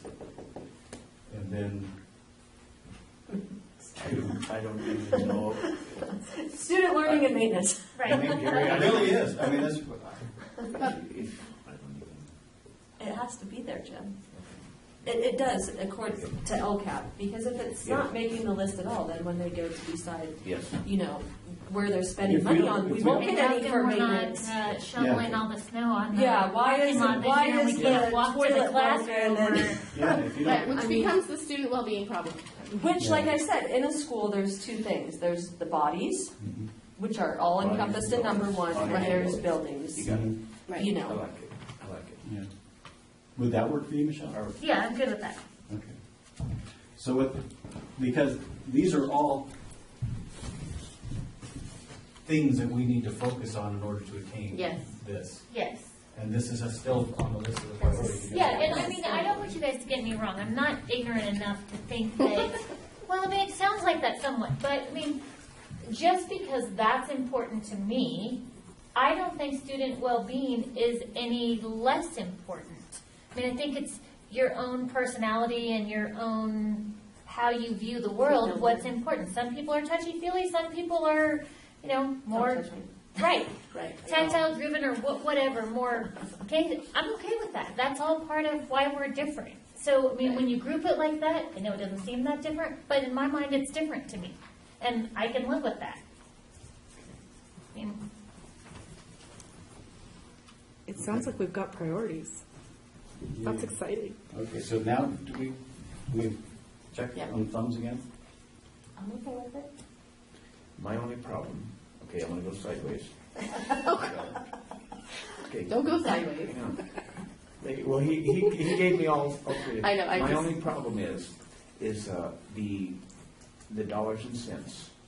If we, I don't want to say that everything that we do is for, I go back to budgets. Everything that we're gonna be doing is to keep teachers. Okay, we have to have a balance of the budgets. And if it's all here now and in time to come in the future, that irregardless of the rest of the budget, that it's all for 1A. And I can't live with that. I mean, I think we have to have a foundation. No, I agree, and we've had these comments before. That's just my only take on making that absolutely beyond. And I voted for that. You did, the raise, right? I did. Right. Okay, that's my only comment on making 1A as it is. And I probably shouldn't be Well, saying and that out in open session. I guess if you look at it as far as where the budget money goes, that's where the majority of the money goes, though, Jim. It's Yes, already the priority. it's already there. Yeah. So, So whether you talk about a $10,000 difference, what percentage? So what is, Jim, maybe I don't understand, what is, I think he's concerned that if it's listed that way in like an LCAP sort of setting or something, that when they're talking about where the money's going into the school, that the school going, and correct me if I'm wrong, then when they vote to or decide that, you know, we need a counselor at the school, or, you know, for the schools, for the students' well-being, well, do the teachers need a raise this year, or are we going to get a counselor? Or, you know, I think he's worried that if the perception is on the staff, then when it does come down to dollars and cents, although we've already prioritized in our own head the staff and keeping and retaining qualified staff, that there'll be the students missing out on items that they might need. so are you saying just for the sake of the LCAP? Well, I just want to, I'm just bringing that out, that the whole, that we just don't say that that's absolutely, that's the most important thing in all of it. And I don't want to downplay what you're saying too. You know, we want to keep qualified staff, but just at the sake that that's, and maybe I'm, you know, that's my own comment. I just want it to be balanced. I just want to balance it. You know, would it be fair to say, though, that in consideration of what you're saying, Jim, as board members, you have a fiduciary responsibility to the taxpayer to ensure that we pay our bills, that we have a balanced budget, and that we have good business practices so that we can sustain what we do. So you have a responsibility to achieve district goals, but you also, as board members, still have to make sure that we're fiscally solvent. That's where I'm. I mean, that doesn't go away, Right. right? You know, so it's there as well. You know, so it's,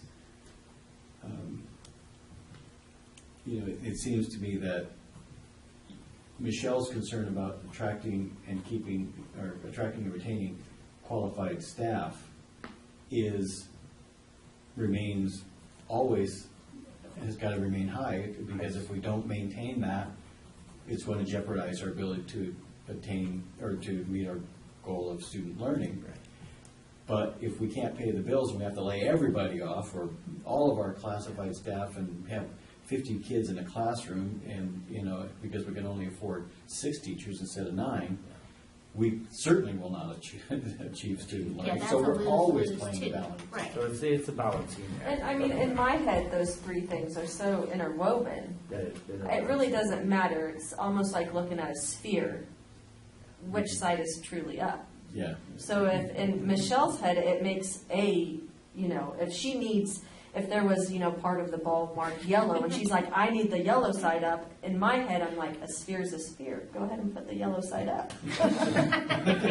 That's the way I'm looking at it, you know. Enough said. Right. My Because, Okay, so we're I at- mean, if it's okay, so tipped I think- either way, you know, that's truly, in my head, those three things are so interwoven Okay. that you can't have one without the other. You know, Correct. you can't have student well-being if you don't have qualified staff. You can't have, you know, consistency among staff if you don't have qualified staff. But you could say, you know, so to me, like I said, it's all good. It's all good. A sphere is a sphere, but she needs yellow side up. Let's put yellow side up. We got it. We got it all. I get You have to it, be because I'm around- like that in certain areas. I get I it. like your spirit. I like your spirit. Thank you. We like the analogy, right? You guys done great. Okay. Okay, grab my thank you. So now, Do we take a break or stretch or? Yes. Do we take a couple minutes to just kind of stretch your legs and Do we have a refresh yourselves? Do we have a key? Oh. Who needs a potty? Jim needs to take I'll break it down for you. Yeah, let me, Do you want an intermission? here, I'm Yes. going to take an intermission. Intermission 7:11. 7:17. Come back in. Order. Here. Are we on? Just a little explanation, I'll stand, but you each have this document already. You know that very well, because you've seen our budget, there are many lines in those budgets. And so I asked Andy to, instead of combing, you to comb through every line in the budget and say, do we have this much in this account, this much in this account. I think it's a fairly fruitless activity. I'll give you an example of why. Yesterday, our microwave in the kitchen broke. It just, it's on its last legs. And we do use a microwave. And so we found one for $127, but she only had $109 or something like that left in her supply account. Well, that's fine because she didn't go over in supplies, because what we do at the end of the year is budgets are working documents. They're not stayed in gold and gilded documents that are forevermore. So before at the end of the year, we're going to reconcile all of our expenditures with our revenues and all those kinds of things, and then we're going to have to do some budget transfers. We're going to say, well, even though this is under nutrition, we prioritize. This was set aside for professional development or whatever, but we didn't spend those dollars. We're going to transfer that down into your supplies to make sure that we cover that expenditure. It's still coming out of nutrition's budget. So that's an ongoing thing that nobody who knows, unless they know the budget like Andy, can go through and really deal, just go say, well, I'll cut this and cut this and cut this, because it just doesn't work that way. So in order to get a working document, we said, what are all the discretionary things we feel that are discretionary? And let's get those onto a document here. Because if I were to say, back to my conversation last week, if student learning is a priority, and we want to make sure that we do that, but we have to have consistency and agreement about how we teach our students, that those two things, and keeping qualified staff, is we need professional development, training, staffing. That's got to be in the LCAP. I don't see how in the world you can get teachers all on the same page if you don't train them and give them that training. And a part of that, I don't know what it's going to look like yet, but somewhere in the LCAP, we're going to have some sort of a coaching, mentoring position. But right now, we don't have the money for it. It's been in there, but we haven't been able to pay for it. We've got to kind of do a budget transfer here. We've got to say something that's currently being money spent on that would be available to make. I'm just using that as an example. It's not the only thing. Of course, we need professional development training and a variety of other things we do with teachers. But in order to, and more aid time and intervention, all kinds of things that we definitely need to be focusing on. We don't have a revenue.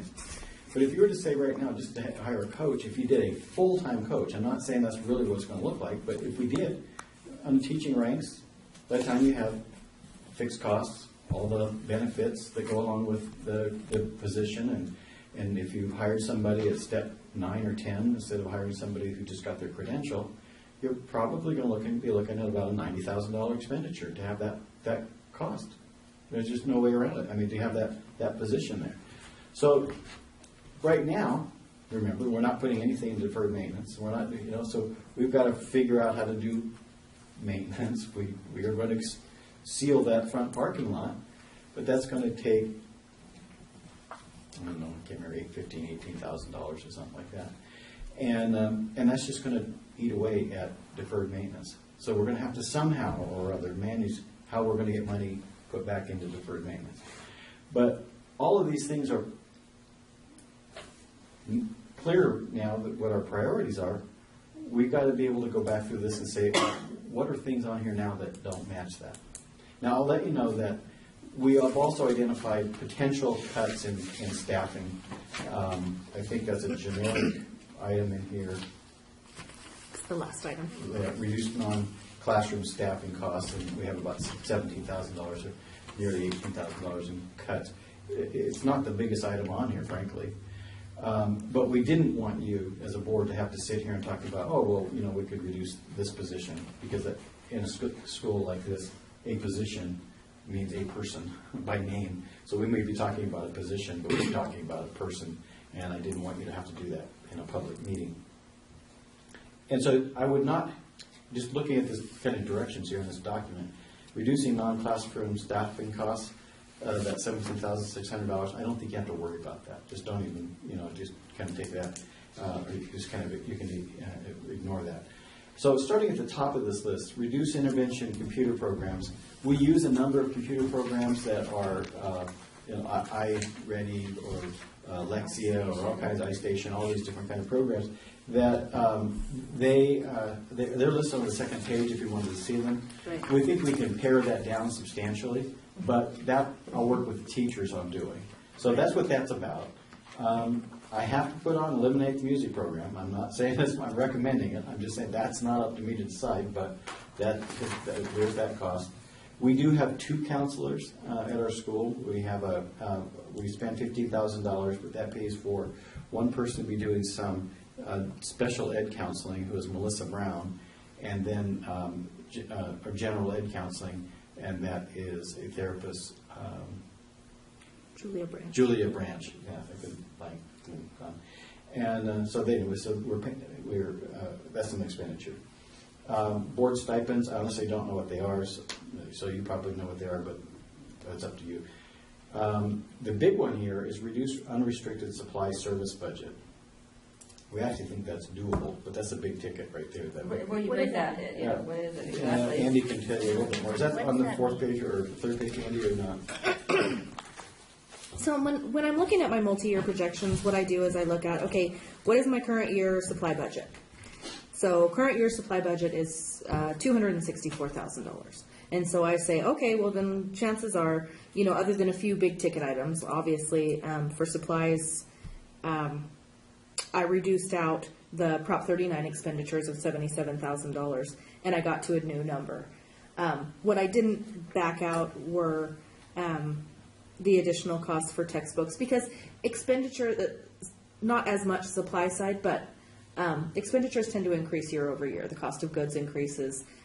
So what I spent this year, it's pretty safe to bet that I'm going to spend the same amount next year unless we have significant one-time expenditures. And so I backed out several one-time expenditures, but as I went through in a detailed financial report, I found other things that could be considered one-time items, and so I made the reductions based on those. Some examples of those are textbooks. I decreased the budget for that because we don't have to do another adoption for textbooks until not 17-18, but 18-19, and that'll be for our next generation science standards. That's when we have to adopt and purchase curriculum, so we can reduce our textbook allotment for next year for that. And then also, I hadn't backed out all of the expenditures for the technology upgrade because truly we are going to, the 5-year technology plan has a 25% replacement of each computer every year, but because we got the Chromebooks, I kind of made the decision that, okay, maybe we won't we could hold off upgrading any computers, any desktop computers next year because we have all the Chromebooks and the teachers got all new Surface Pros this year. So we can, pin that expense for 17-18. So those are a couple on the expense, on the supply side, which is the 4,000s. Probably don't care. And then on the services side, that's the one that really doesn't tend to go down. That services heading includes a lot of things. electricity, propane, trash service, all of the services that we receive, all of our technology, servicing contracts, our legal fees, any types of those kind of nature. We had a significant amount of legal expenses this year, and I didn't necessarily reduce those at second interim, so I definitely think we can pare that down for next year. So that's one of the things. Some smaller items would be, oh gosh, sorry. My first class tickets to the Riviera. We can pay that. Gone. You're gone, so that's not a thing. Using single-ply toilet paper at Right. middle school. That is not something. You know, that is actually not Can we look into completely it? out of the realm of possibilities. Here, just give me 1 second, I Not apologize. in staff bathrooms, for sure. So yeah, decreasing legal costs, decreasing, golly, I have something really, reducing, eliminating our contract with School Innovations and Achievement. They do our mandated cost reimbursement, and we have gone to block grant mandated cost reimbursement, so that'll save us $4,000.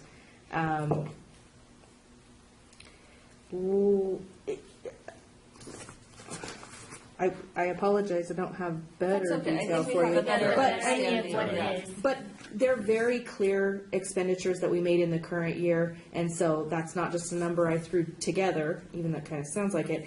I really pared through every single line item of our expenditures this year and said, okay, what could we really look at eliminating for future years? Because I have to be honest, we have had several years of good times, you know, where we had a net ending fund balance. So there have been superintendents who have said, well, let's do this and let's do that. Not to the point of financial destruction, but definitely not necessarily in line with the board's priorities.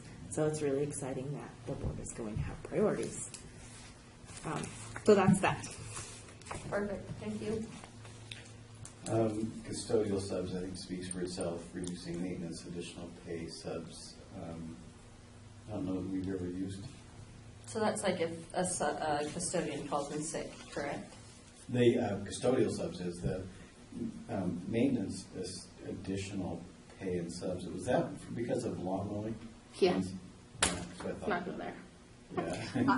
It had to go on the list. And just to speak about reducing custodial subs, we so rarely can get a sub that I've budgeted for that, but looking back at the several years of expenditures, I've never used we don't it. really use it, so let's take it out of the budget if it's Right. not being spent. Exactly. Perfect. I think if you have a multi-year thing that's not being utilized, it needs to be reassessed to be Yeah. in there, for sure. The sub caller, we use ASOP, which is a automatic system. So people register with it. Somebody calls in and says, I'm sick. They go through ASOP. It dispatches it. People pick it up. Okay. And then, you know, so it handles it automatically. There's still a need for a few calls, but we think we could in-house that by attaching it to a position that's currently going to be vacant and redesigning that position. So there's that. Secretary substitute budget is really when Rhonda's gone, I think, right? Right. You know, do we get a sub for you? Tony, you're just gone. Yeah, I pick up the slack when you're not. Somebody does. And then, actually, you know, Tanya is, we didn't have her, I mean, she's been our pinch hitter, our, you know, just general relief on everything, because this morning you did I yard was going to duty. say yard duty this Showed morning. you lunch duty. I know I called at like 8:05 because Wyatt was sick. I'm like, Andy and Tanya are both out at yard duty right now. There's only Rhonda in the office. I'll call back once the bell rings. Teachers were incidentally, at that point, were ratifying the agreement. So we said, yeah, we'll cover that. Yeah, we'll Yeah, do let me your help you out there. That was very nice. They were very helpful with that. Reducing non-classroom staffing costs is the general thing that I mentioned earlier. So what I would like to see is probably, I probably should have thought this through a little bit more, but what I would like to see from each of you is, could we go through and just see what's on the list that maybe we'll find some consensus that we're saying, yeah, we could reduce that. I'm good with that. You know, if we said we would like to get to 100,000 of savings or more, there's 143,000 here. The whole thing would be nice, but we have to be realistic and know that we have to allow some contingency on that. If we've said we're going to cut all that unrestricted service budget and then, cut that all the way to 65,000 and then went over by 15,000, we may be, cutting off our nose to spite our face in a way. So I would suggest that maybe, we may not cut the whole 65, or maybe we cut 60 or something. So, so at any rate, but what I would need is your feelings about the things on this list and the things that you feel strongly as a board about. And again, I need consensus. We're not voting tonight. If any public member were here tonight, we're not taking action, but you're giving me clear direction, because we would eventually come back with an LCAP and a budget that would reflect the priorities that you have here tonight. So I thought, if it would help, we have some highlighters and pens and things that, if you wouldn't mind, you could kind of highlight the things that are most important to you, and maybe use different colors to highlight. Question on counseling. Would 50% of the counseling work? Would it be adequate for our school? We have to realize that so there's a portion of that that's special ed counseling. Actually, no. Special ed counseling is funded through special ed, so this only pays for general ed counseling. So it's Oh, so only it's not. for, Okay. I have that. How often can you ask? I mean, obviously no names or anything, but how often is the counselor being utilized? Is it like she comes once a She's week? here on and Friday. Once a week, every So Friday. she's here every Friday, and how many students see her on it? I mean, is she coming and there's students seeing her on a regular basis? yeah. Yes. Okay. So I believe, I asked her for the numbers a while back, and I think she said she's seen 20, but I can't remember how many she regularly sees. 20 on a caseload is probably 7 to 9, yeah. Okay. That's what I Every think. week. Every week, yeah. So what are we saying? Are we saying we need 100% of it? Or are we saying? Well, why don't you just go through individually, and then I think if we bring up our individual ones, maybe. Yeah, I think go ahead and just Highlight the ones we can't live just without. absolutely can't live without. Maybe Alrighty. yellow is your no way I'm going to do without. Whatever you choose, you have your own system. I want you to just kind I of. already wrote notes. And then if there's something on there that you could just ink out, put a line through, say definitely that can go. And I need to know those as well. So. Green is go. Bye-bye, go. Oh, okay. That's a nice system. That's easy.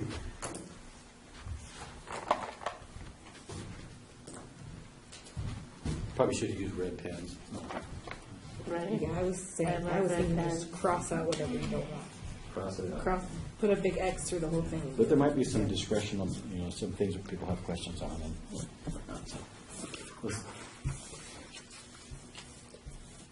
Okay, one more time. The difference between custodial subs and reduced maintenance additional pay subs.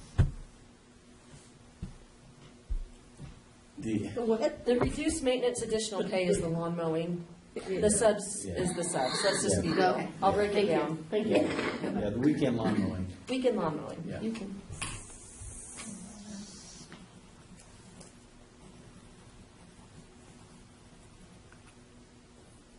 We have to mow during class time. Sorry, just got to do it.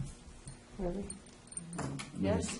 You got to. Everywhere else does. Yeah. Everywhere else. Every other Every- school does. They do it everywhere. At the It's high not any school, different than Except for having at everybody Richmond, screaming because they make them outside. do it after school because the custodians do it and they work till 7 o'clock at night. Well, there you go. Well, then you can look at modifying the schedule. There's all kinds of things we could do. It was a very Yeah, I'm sure it was. tenuous Well, journey. Yeah, but paying. does that it kind of get money- back to student learning? Yeah, One could argue. No. but we could come up with another schedule, though. It doesn't have to do during school hours. We could do it after school. You know I We am on would be- board with student learning and achievement. Yeah.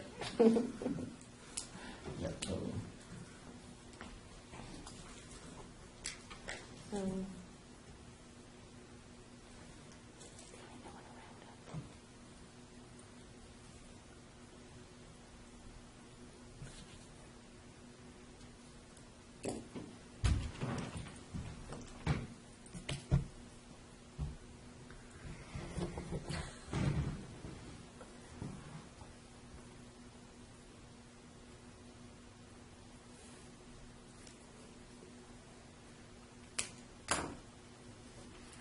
Drawing pictures. You're just going to end up with a rainbow hand. That's what's gonna happen. Let me help you. The left-handed friendly markers. Andy, like the BYU enrollments and stuff, are they reflected on this? How does that work? Are we still involved with those programs? It is actually listed out in the third page. What I gave to you was a list of what our priorities are, just a really quick one-page document that reflects our 16-17 LCAP expenditures and priorities. And so I do believe that it is on there somewhere. I don't see it. Enhanced coursework. Okay. So we budgeted $2,500 to that. And I want to say we've spent about $500 this year. So is that on a Because child-to-child nobody's basis? It's just, We've requested use of it, but we've not been allowed to have it. My apologies. and so if I'm doing like a math course through BYU, Okay. I still have to fulfill all my obligations in 8th grade math as well. Yep. Yes. Once you've essentially tested out of either math or reading, then and had consistent high scores. I mean, there's a criteria for being able to do the enhanced coursework. So if you've tested out of ELA, then there's a creative writing course that's $156 per student. And how many students? This year we have 2 signed up for creative writing and we have 1 signed up for math. Okay. So that's what I'm. Right. That could have been utilized. Well, I mean, if I'm I thinking wouldn't wanna- budget-wise, Yeah. I have a hard time keeping that and eliminating something like the music program when how many kids are currently enrolled in music and chorus. I have a hard time getting the music for them. 20. Probably about 20. And the combined both in Yeah, chorus I think- and yeah, I music. think both. So if we were They've to been kind of do, dropping off. have they? Yeah, What happens when they drop off? they just don't participate anymore. Some have quit, some have been asked to not. Participate anymore? So Well, what's our- because it's like if you're not going to try, then Right. you don't really need to be here. Well, I'm just trying to think dollars and cents wise, and how many kids are involved in each one of the programs, or, if there's $2,500 budgeted currently, but we're only using about $500, can we loosen up those funds? If that's the priority, absolutely.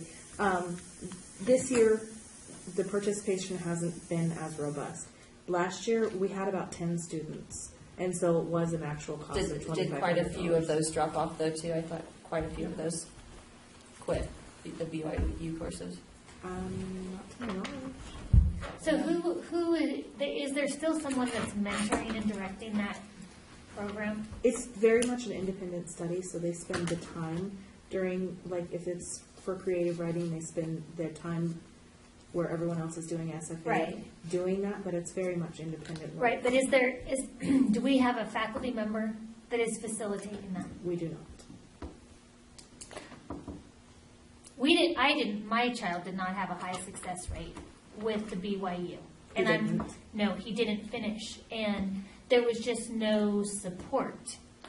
And it was a struggle because we didn't understand it as parents because it wasn't given to us in the beginning. It was something that he started at school. Right. So then we didn't realize he was behind until he was behind and it was too late and there was a deadline.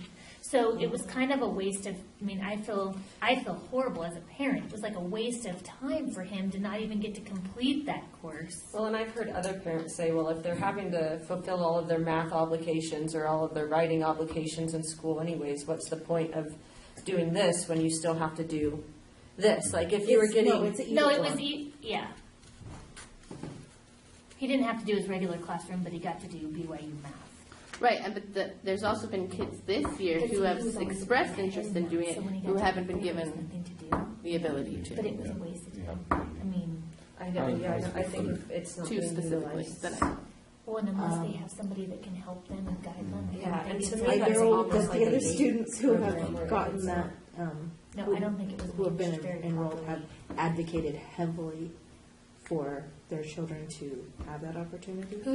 And Did I you say apologize parents that, Parents advocated for it? that Yeah. there's mean, not a better process Is for there that. any other schools that offer anything like that?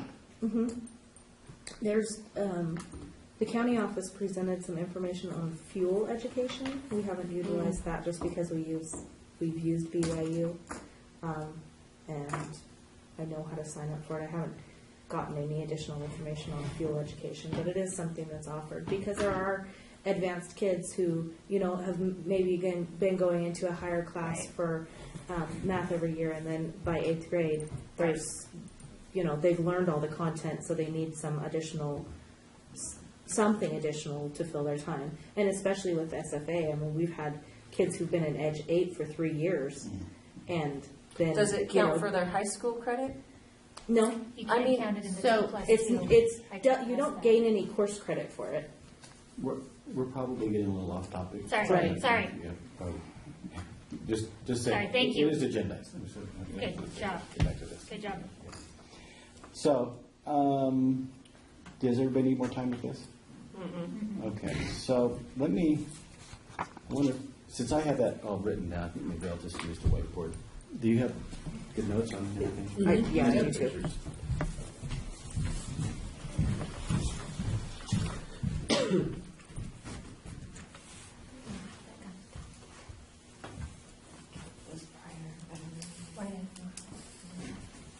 It was, I do know, actually, it was because it's part of the LCAP, so this is LCAP.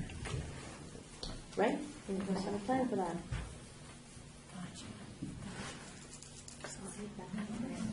So maybe, let me just ask if there's any sense. Pushing kids as far as they can go, right? So then it's like, okay, well, that's all. I'm going to number these real quickly. Would you do the same? And let's just use a number instead of, don't have to write the whole thing out. So reduce intervention will be number 1, eliminate music will be number 2, eliminate counseling 3, and so forth. Okay, I got 13. 9. Really? What?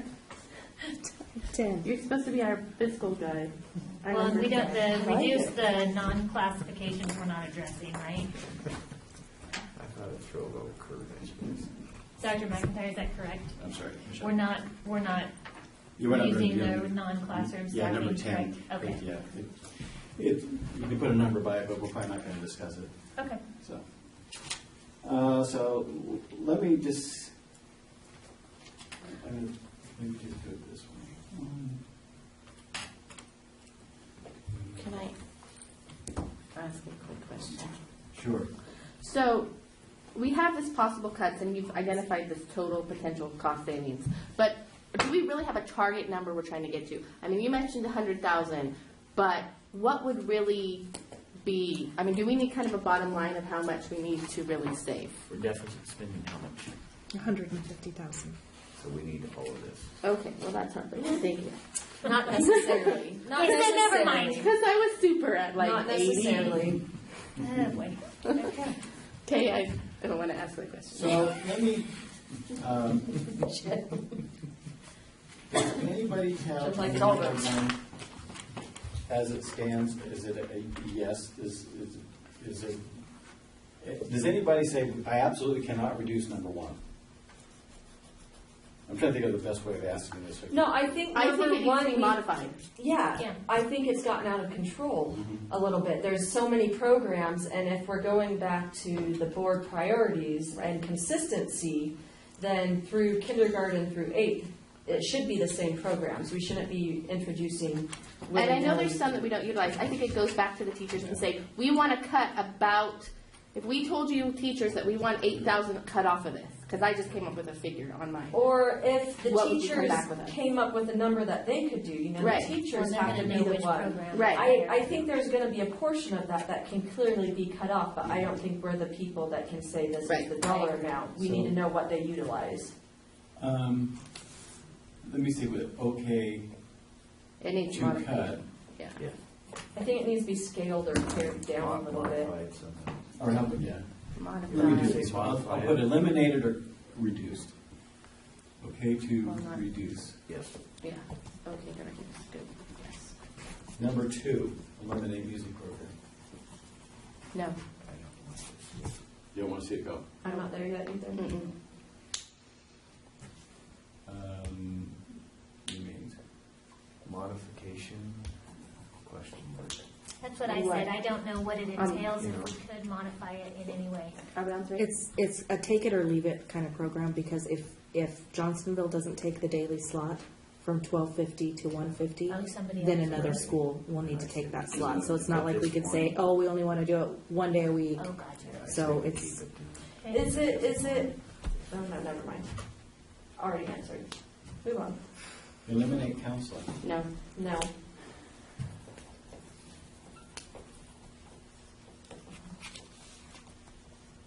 Eliminate more stipends. I'm okay with that. Yeah. Say they go. It has to. I have a hard time saying they go, and this is why. Because when you're making, so right now I've been attending how many meetings for,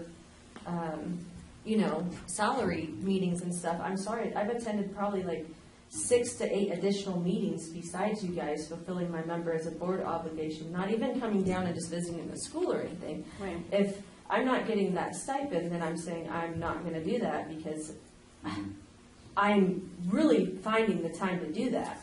You know what I mean? And so if it's like, okay, the person that's fulfilling that gets a stipend and no one else wants it, I'm like, and would be the only school, I think, in Lassen County where the board wasn't Giving something. getting something in one way or another. So it remains. Well, and it's a I really think it minimal. should remain. I'm going to be the devil's advocate. I think it should remain. It wasn't on my chopping block, but So for now, I'll leave it as remains.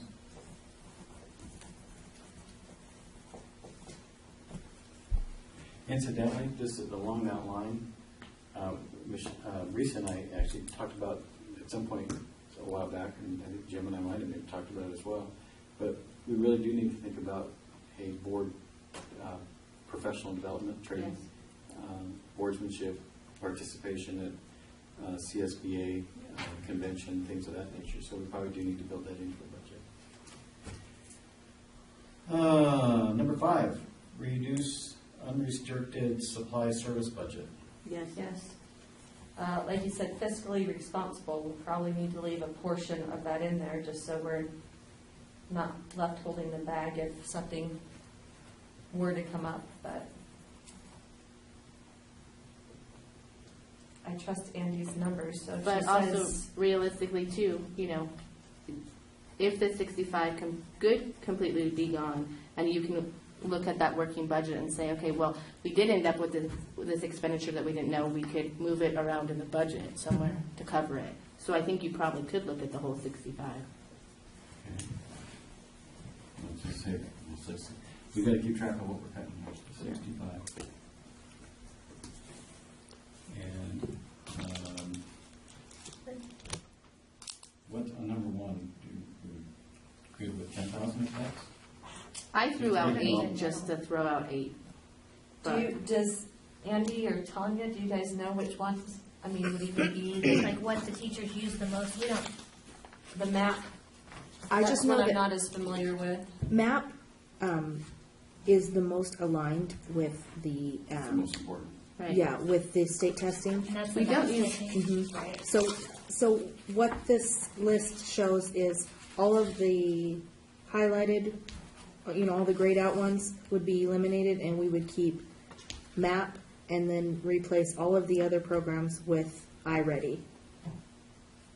So iReady would be a new program, and based on the research of just one teacher, I got on their website and I did some looking around, and it seemed pretty great, but we haven't piloted it or anything. But that was the assumption, is that if iReady could replace all of these other programs, then that would be the cost savings. Okay. Let's just be bold. Let's just say Yeah. the 13,000. Yeah. Go with no computers Oh. Reduce, we're to number 6. Reduce Yes. custodial subs. Yeah. Okay. Eliminate or? Eliminate. Yep. Eliminate. Boom. I mean, I think that would be something we'd have to explore if we had a custodian that was on a long-term leave of absence, obviously. Like if, Well, then they wouldn't be getting their pay either. They'd be on disability if they were on a long, you know what I mean? Yeah. And so that wouldn't Okay. come out of payroll. perfect. So you can modify the budget to make up for that difference too. Anybody up for mowing on? No, weekends? get rid of it. Yeah, it's got to go. It had to go 2 years ago. Okay, so that's 41.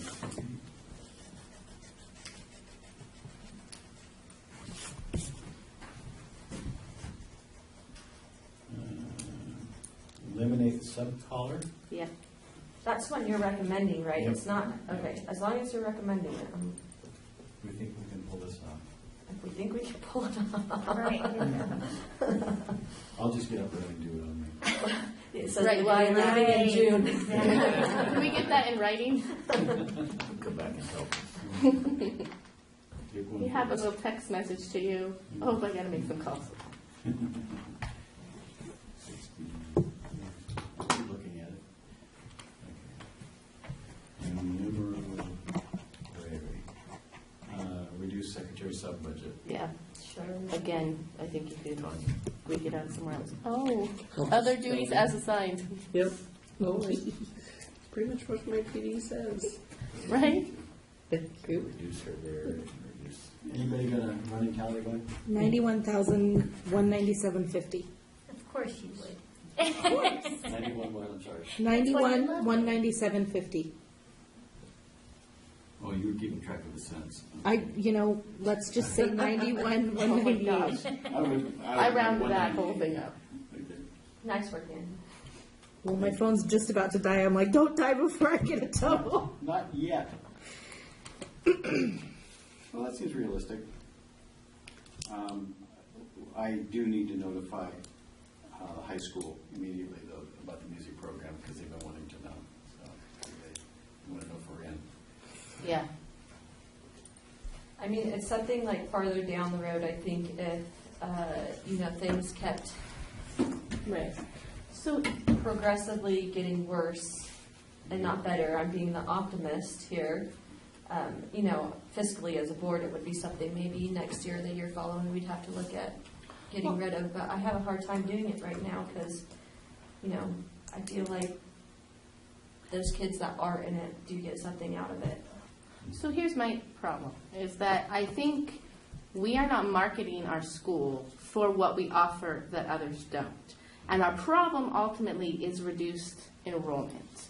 And if we were marketing what we have, including, the BYU classes, which we're not really utilizing, but if we did that and we told them, here we offer this music choir program and, this, and really throw out how wonderful SFA is, that should increase enrollment and help with, which ultimately will give us more revenue. And these are things we're offering that are beneficial. You want your child to come here because of these educational opportunities that you're not going to get, Well, and it's- somewhere else. And I could point to, because we had our priorities up there and supporting that is Right. part of the day is not, we gotta make it, kids need to come here and want to, and have fun. Right. I have to say I do have concerns about the music program in terms of its attractiveness to our kids. Okay. And, But you know, it's, but I think I'm a music fan. I think I could say that about almost every music teacher. No, not really. But it seems to be a common thread when you have these people who are trying to cover so much ground with several schools. It ends up becoming very mechanical. Right. The students are doing it here. They're not doing it in a larger band with other kids. They're not hearing the big bass drums or the big tubas that the kids have been playing it for 7 years because they're not a part of a bigger band. And so it's one thing. We can't replicate that. Right. Well, and one of the things too is to introduce and to do some work with those younger grades, so those kids are like, when I get to be, in sixth grade, I'm excited to do band. Right now, I think our littles are like, there could be more crossover to introduce that, so they have, the desire to want to have those opportunities. Andy, do you have an opinion about the band program that you didn't share with us? Did you see it on my face? I did. I think when we're reviewing, from an LCAP standpoint, I think that the students that it's serving, if we do keep the music program, it cannot be funded out of the supplemental dollars because it's not serving the students. It's not serving a broad enough amount of students. I think a program that costs $15,000, $16,000 that only benefits 20 students is not necessarily the best use of our money. That's my personal opinion. I think there's a Use- lot yeah. of statistics to show the importance of having the opportunity, and even having them in the performances and. Well, speaking from, you have a child in I band. agree with that, but No, I thought your son had done it, but. But I what is agree the percentage? with all of those things. Right. But 20 students out of 200, Then what is- then this goes back so what to is- what I wrote down right here. yeah, is it Then serving? why is this not on the list? Because we are required to provide a broad array of coursework for 8th grade students. But And so that's how we check that box, because we have to check that box. So I mean, roughly, that's like what, $700 a kid? I mean, 16,000 divided by 20? I mean, is that Well, what and I'm the saying? thing is, there could be Yeah. 100 kids involved in that, and the number would probably be, I mean, I don't know, that's for his day of instruction once a week on this campus for the year. And I'm not So, saying I It could disagree have with. been 50 kids in that, and then it might have only been, you know what I mean? I don't know if I'm supposed to say anything, but Janesville, I think it's a stipend position as a teacher, and she teaches band. And she I mean- does it after school. So it could be reduced, or rather than, or not. At this come point, from- we are looking at where our priorities are, and as a child that is involved in the choir program and enjoys it, and so this is where it gets personal for me, is because my kid doesn't want to come to school and do basketball or football, or, so often we place the outside priorities on sports. And when which I'm a coach, so I'm all for sports.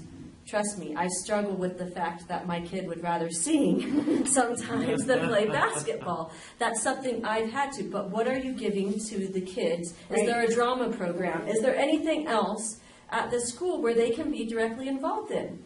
right. No. So you have to feed that too.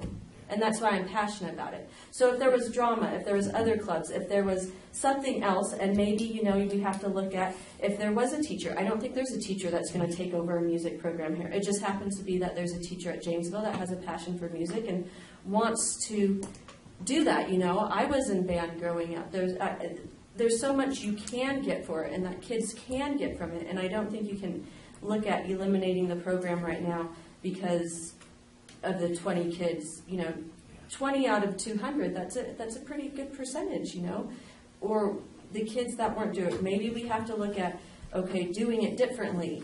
I don't know, but can I sit here and say when one of my priorities is making sure kids are coming to school and being engaged, that we can cut it? Absolutely not. That was on my priorities list. That's our board priority. Yep, Counseling was a priority list. Absolutely not. I cannot do that yet. right. You know, that's where I'm at with it. So if it's $16,000, I'm looking at, okay, we just cut nearly $100,000 off of the list. I'm pretty comfortable with that. And there's opportunities for that program to do fundraising and try to offer some support for itself. I mean, we could be looking at grants for, other opportunities, other revenue to offset. Yeah, what Andy mentioned earlier is the issue of paying for it using supplemental dollars, and I think we do have a problem with that. Because we have to be able to demonstrate that we increase or improve or increase services for the students who are identified. They have to be either English learners, economically disadvantaged, or foster youth, or the only students who are eligible for the supplemental dollars. And we're using those dollars to pay for part of or all of band. So What I think if- that's more of a categorical funding issue. Right. So what if there was an opportunity for other students from other campuses to come and join that music program, but we offered it here? Like, what if I had all my foster kids come to our band program? Then categorically, but those aren't our students. So Yeah, would that, has the other students. right? That was fully funded out of supplemental dollars in the current year. That probably just needs to be shifted. Just general fund. To justify. That's Right. another issue. Yeah. We'll talk about that Yeah. another time. We're Yeah. off topic. Sorry about getting us off topic. I think we're done. Unless you want to stay some longer. No. We're good. I'm thinking about some soup personally. We didn't ever touch on number 10. Was there a reason we didn't? Yeah, number 10 is the item that's, my recommendation is administration will make a recommendation about cuts, but I didn't want to do that publicly, and so I didn't, for you to dive into it publicly, and then it gets into people and names, it just felt very uncomfortable, so I thought I will reserve that. So could you give us a ballpark? You do think that there's some possible cuts in that arena that would give us a bit more? Right, there are, in some places that, we'd have to look throughout the entire budget Right. and, at everybody, but there are dollars there that could probably at least get us to $100,000 or so, but, there's easily more than that. It just depends on what, the kind of cuts we want to make. And, Right. and some of them I think are pretty clear. Some of them are certainly justifiable, but problematic. Right. In fact, in some ways, we need to kind of add aid time in order to achieve some of our teaching goals, because we don't have enough people to go around. Today, I reassigned an aide in the afternoon from kindergarten to a specialized reading program because I just don't have anybody else to work with those kids for intervention. It's a second grade girl. Our target is to make sure that we've got kids entering third grade on grade level, and to try to remediate it without people, it's really, really difficult. So, so there might be some, well, we cut this, but we had to hire back here, so that on balance, it might not be as terrific as it seems. So before we close, can we, because the board addressed what we could possibly do for the staff members to show appreciation to them? Probably the thing to do is adjourn and then have that conversation. Yeah. Okay. Thank you, Michelle. The time is 8:07, 3.0, adjournment.